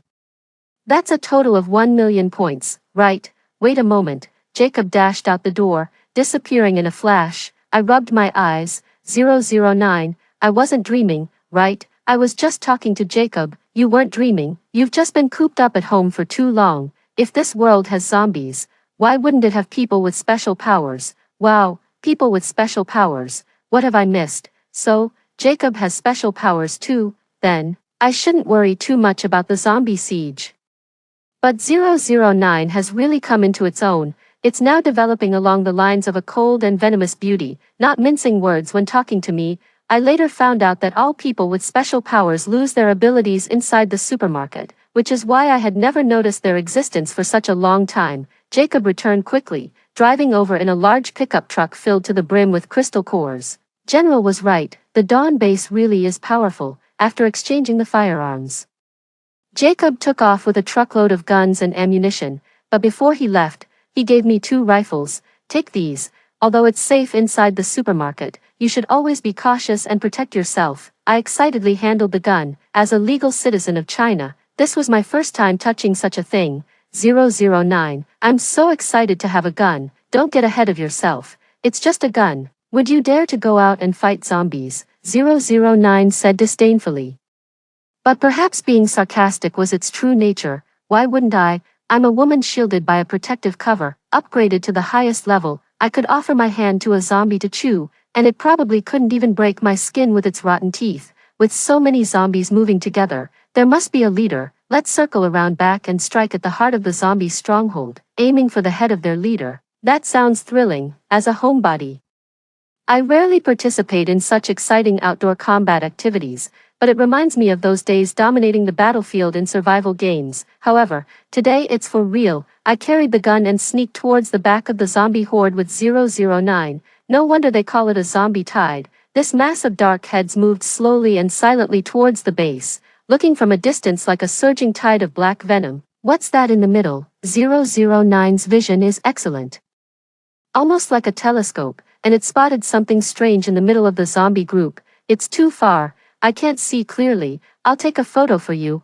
I looked at the image 009 sent back. The central figure, just by its body, looked extremely luxurious and beautiful, a stark contrast to the surrounding old and decaying zombies. I was at a loss for words for a moment. How could I describe it? It was a giant dark rose in full bloom, probably a mutated rose. This was the first time I saw a plant mutated to such a degree, its roots powerfully supporting it as it moved steadily forward. In the very center of the flower lay a person. I couldn't see his face clearly, just a shockingly pale white. Is this the commander of the zombie tide? What is his purpose? Just for the fresh flesh inside the base. Near the base, groups of zombies were being eliminated, but the zombies around the rose throne remained still. It wasn't until the front ranks of the zombies were wiped out that the zombie commander lazily rose to his feet and, with a single gesture, stopped all the zombies. I heard there's an apocalypse supermarket here. I hid in the corner, exchanging glances with 009. The people on the base's city tower fell silent, and the general spoke up. Indeed, there is. Are the goods inside purchased with zombie crystal cores? Could this be the old ancestor making a show for his minions, after all? It seems like Dawn Base really has killed a lot of zombies. We had collected a lot of crystal cores. I reckon General and I were thinking the same thing. As neither of us responded for a long while, it was the zombie commander who grew impatient. With a graceful wave of his slender fingers, he said, "How many zombies did you just fight? Do you have enough crystal cores? If not, go gather some more, and remember to collect them and return them to me." As soon as his words fell, the zombies on the ground immediately began advancing towards the base. Has our supermarket become so famous now? As the store manager, I was a bit concerned for my own safety, especially since commanding such a large number of zombies surely meant that the commander was incredibly formidable. But from what he said, it seems like he wants to shop at our supermarket. How could that be possible? Who would be crazy enough to bring a horde of zombies just to have everyone in the base collect crystal cores for him to shop at our supermarket? I firmly shook my head. 009, if what you're saying is true, I might as well cashier standing on my head. Boss, I'd like to get a membership card. I stared at the tall, thin young man and the small mountain of crystal cores behind him, finding myself at a loss for words. Seriously, this guy, he's for real. A whole group of zombies had been almost wiped out by the base's defenders. and the remaining zombies, having exhausted all their bullets, were dispersed by this person. Oh, and I should mention, this person is not some so-called zombie commander, boss. His long, pale fingers tapped impatiently on the cashier counter, snapping me back to reality, and I broke out in a cold sweat, standing before him. I felt like an ant under the feet of a giant. Was this the legendary pressure of a big shot? With so many crystal cores, the base dispatched excavators to shovel them into the supermarket, while the system frantically converted them into points. What I held in my hand finally was a membership card unlike any I had seen before. The card shimmered, its material smooth and warm, not feeling like a card but rather like some rare and precious jade. Instead of numbers, an infinity symbol appeared on it, which I guess meant the system was indicating that he could spend without limit. I'll have a serving of mango pudding, a tiramisu, and a durian layer cake. I'd also like some stir-fried tender beef with pickled peppers, spicy shredded potatoes, and goose wings stewed in an iron pot. Oh, and can you add a pancake to the stew? Do you have that? We have them all. I quickly placed the orders, and in the next second, all the food appeared on the cashier counter. Wow, the long-missed scent of food, the young man exclaimed with delight as he looked at the table full of dishes. Big shot, is there anything else you need? Do you have a dining table? And can you please stop talking to me while standing on your head? Right. The big shot suggested that the supermarket should set up a dining table, so one immediately appeared, and with that, I definitely didn't need to stand on my head anymore. I quickly stood up straight. The usually sharp-tongued 009, if present, would certainly have teased me relentlessly. But with the system suddenly flooded with so many crystal cores, it momentarily glitched, leaving it in a sort of stunned, frozen state. I didn't know where this impressive young man had come from, but from that day on, he settled right next to my supermarket. He ordered lots of gourmet food every day, and despite his voracious appetite, he never seemed to gain weight, although his card allowed unlimited purchases. He didn't spend much on anything other than food, and every now and then, he'd toss a sack of crystal cores my way. For my personal safety, General's idea was to accommodate this mysterious big shot as much as possible, but who would understand? He was really easy to talk to. Boss, I won't be able to get you any more crystal cores. The zombies in this world are almost eradicated. I suddenly realized that a whole year had passed without my noticing. Just thinking that I'll never be able to enjoy these delicacies again makes me so heartbroken I can't breathe. The young man said, clutching his chest in agony. Boss, even if you don't collect crystal cores, you can still shop at the supermarket forever. No, you don't understand. It's lonely at the top, dancing with my shadow. How can it compare to being among the living? At first, I didn't understand, but after the last zombie on Earth was eradicated, the boss vanished into thin air, and then I understood what he meant. After the complete eradication of the zombies, Earth entered a new era. However, the struggle for survival was far from over for humanity. Powerful mutant plants and animals, along with extreme climates, still posed significant challenges. Fortunately, the existence of the supermarket was a blessing. No matter how harsh the conditions, as long as one was willing to work hard, no one had to starve due to lack of food. During the year the boss was around, there was an abundant supply of crystal cores. The supermarket expanded 3 times, covering thousands of square meters, and even launched international services with hundreds of branches worldwide. However, these were not physical supermarkets, but utilized 5D projection technology. Once people made their selections and payments, the items could be delivered to a designated station within half an hour. Humanity had a bright future ahead.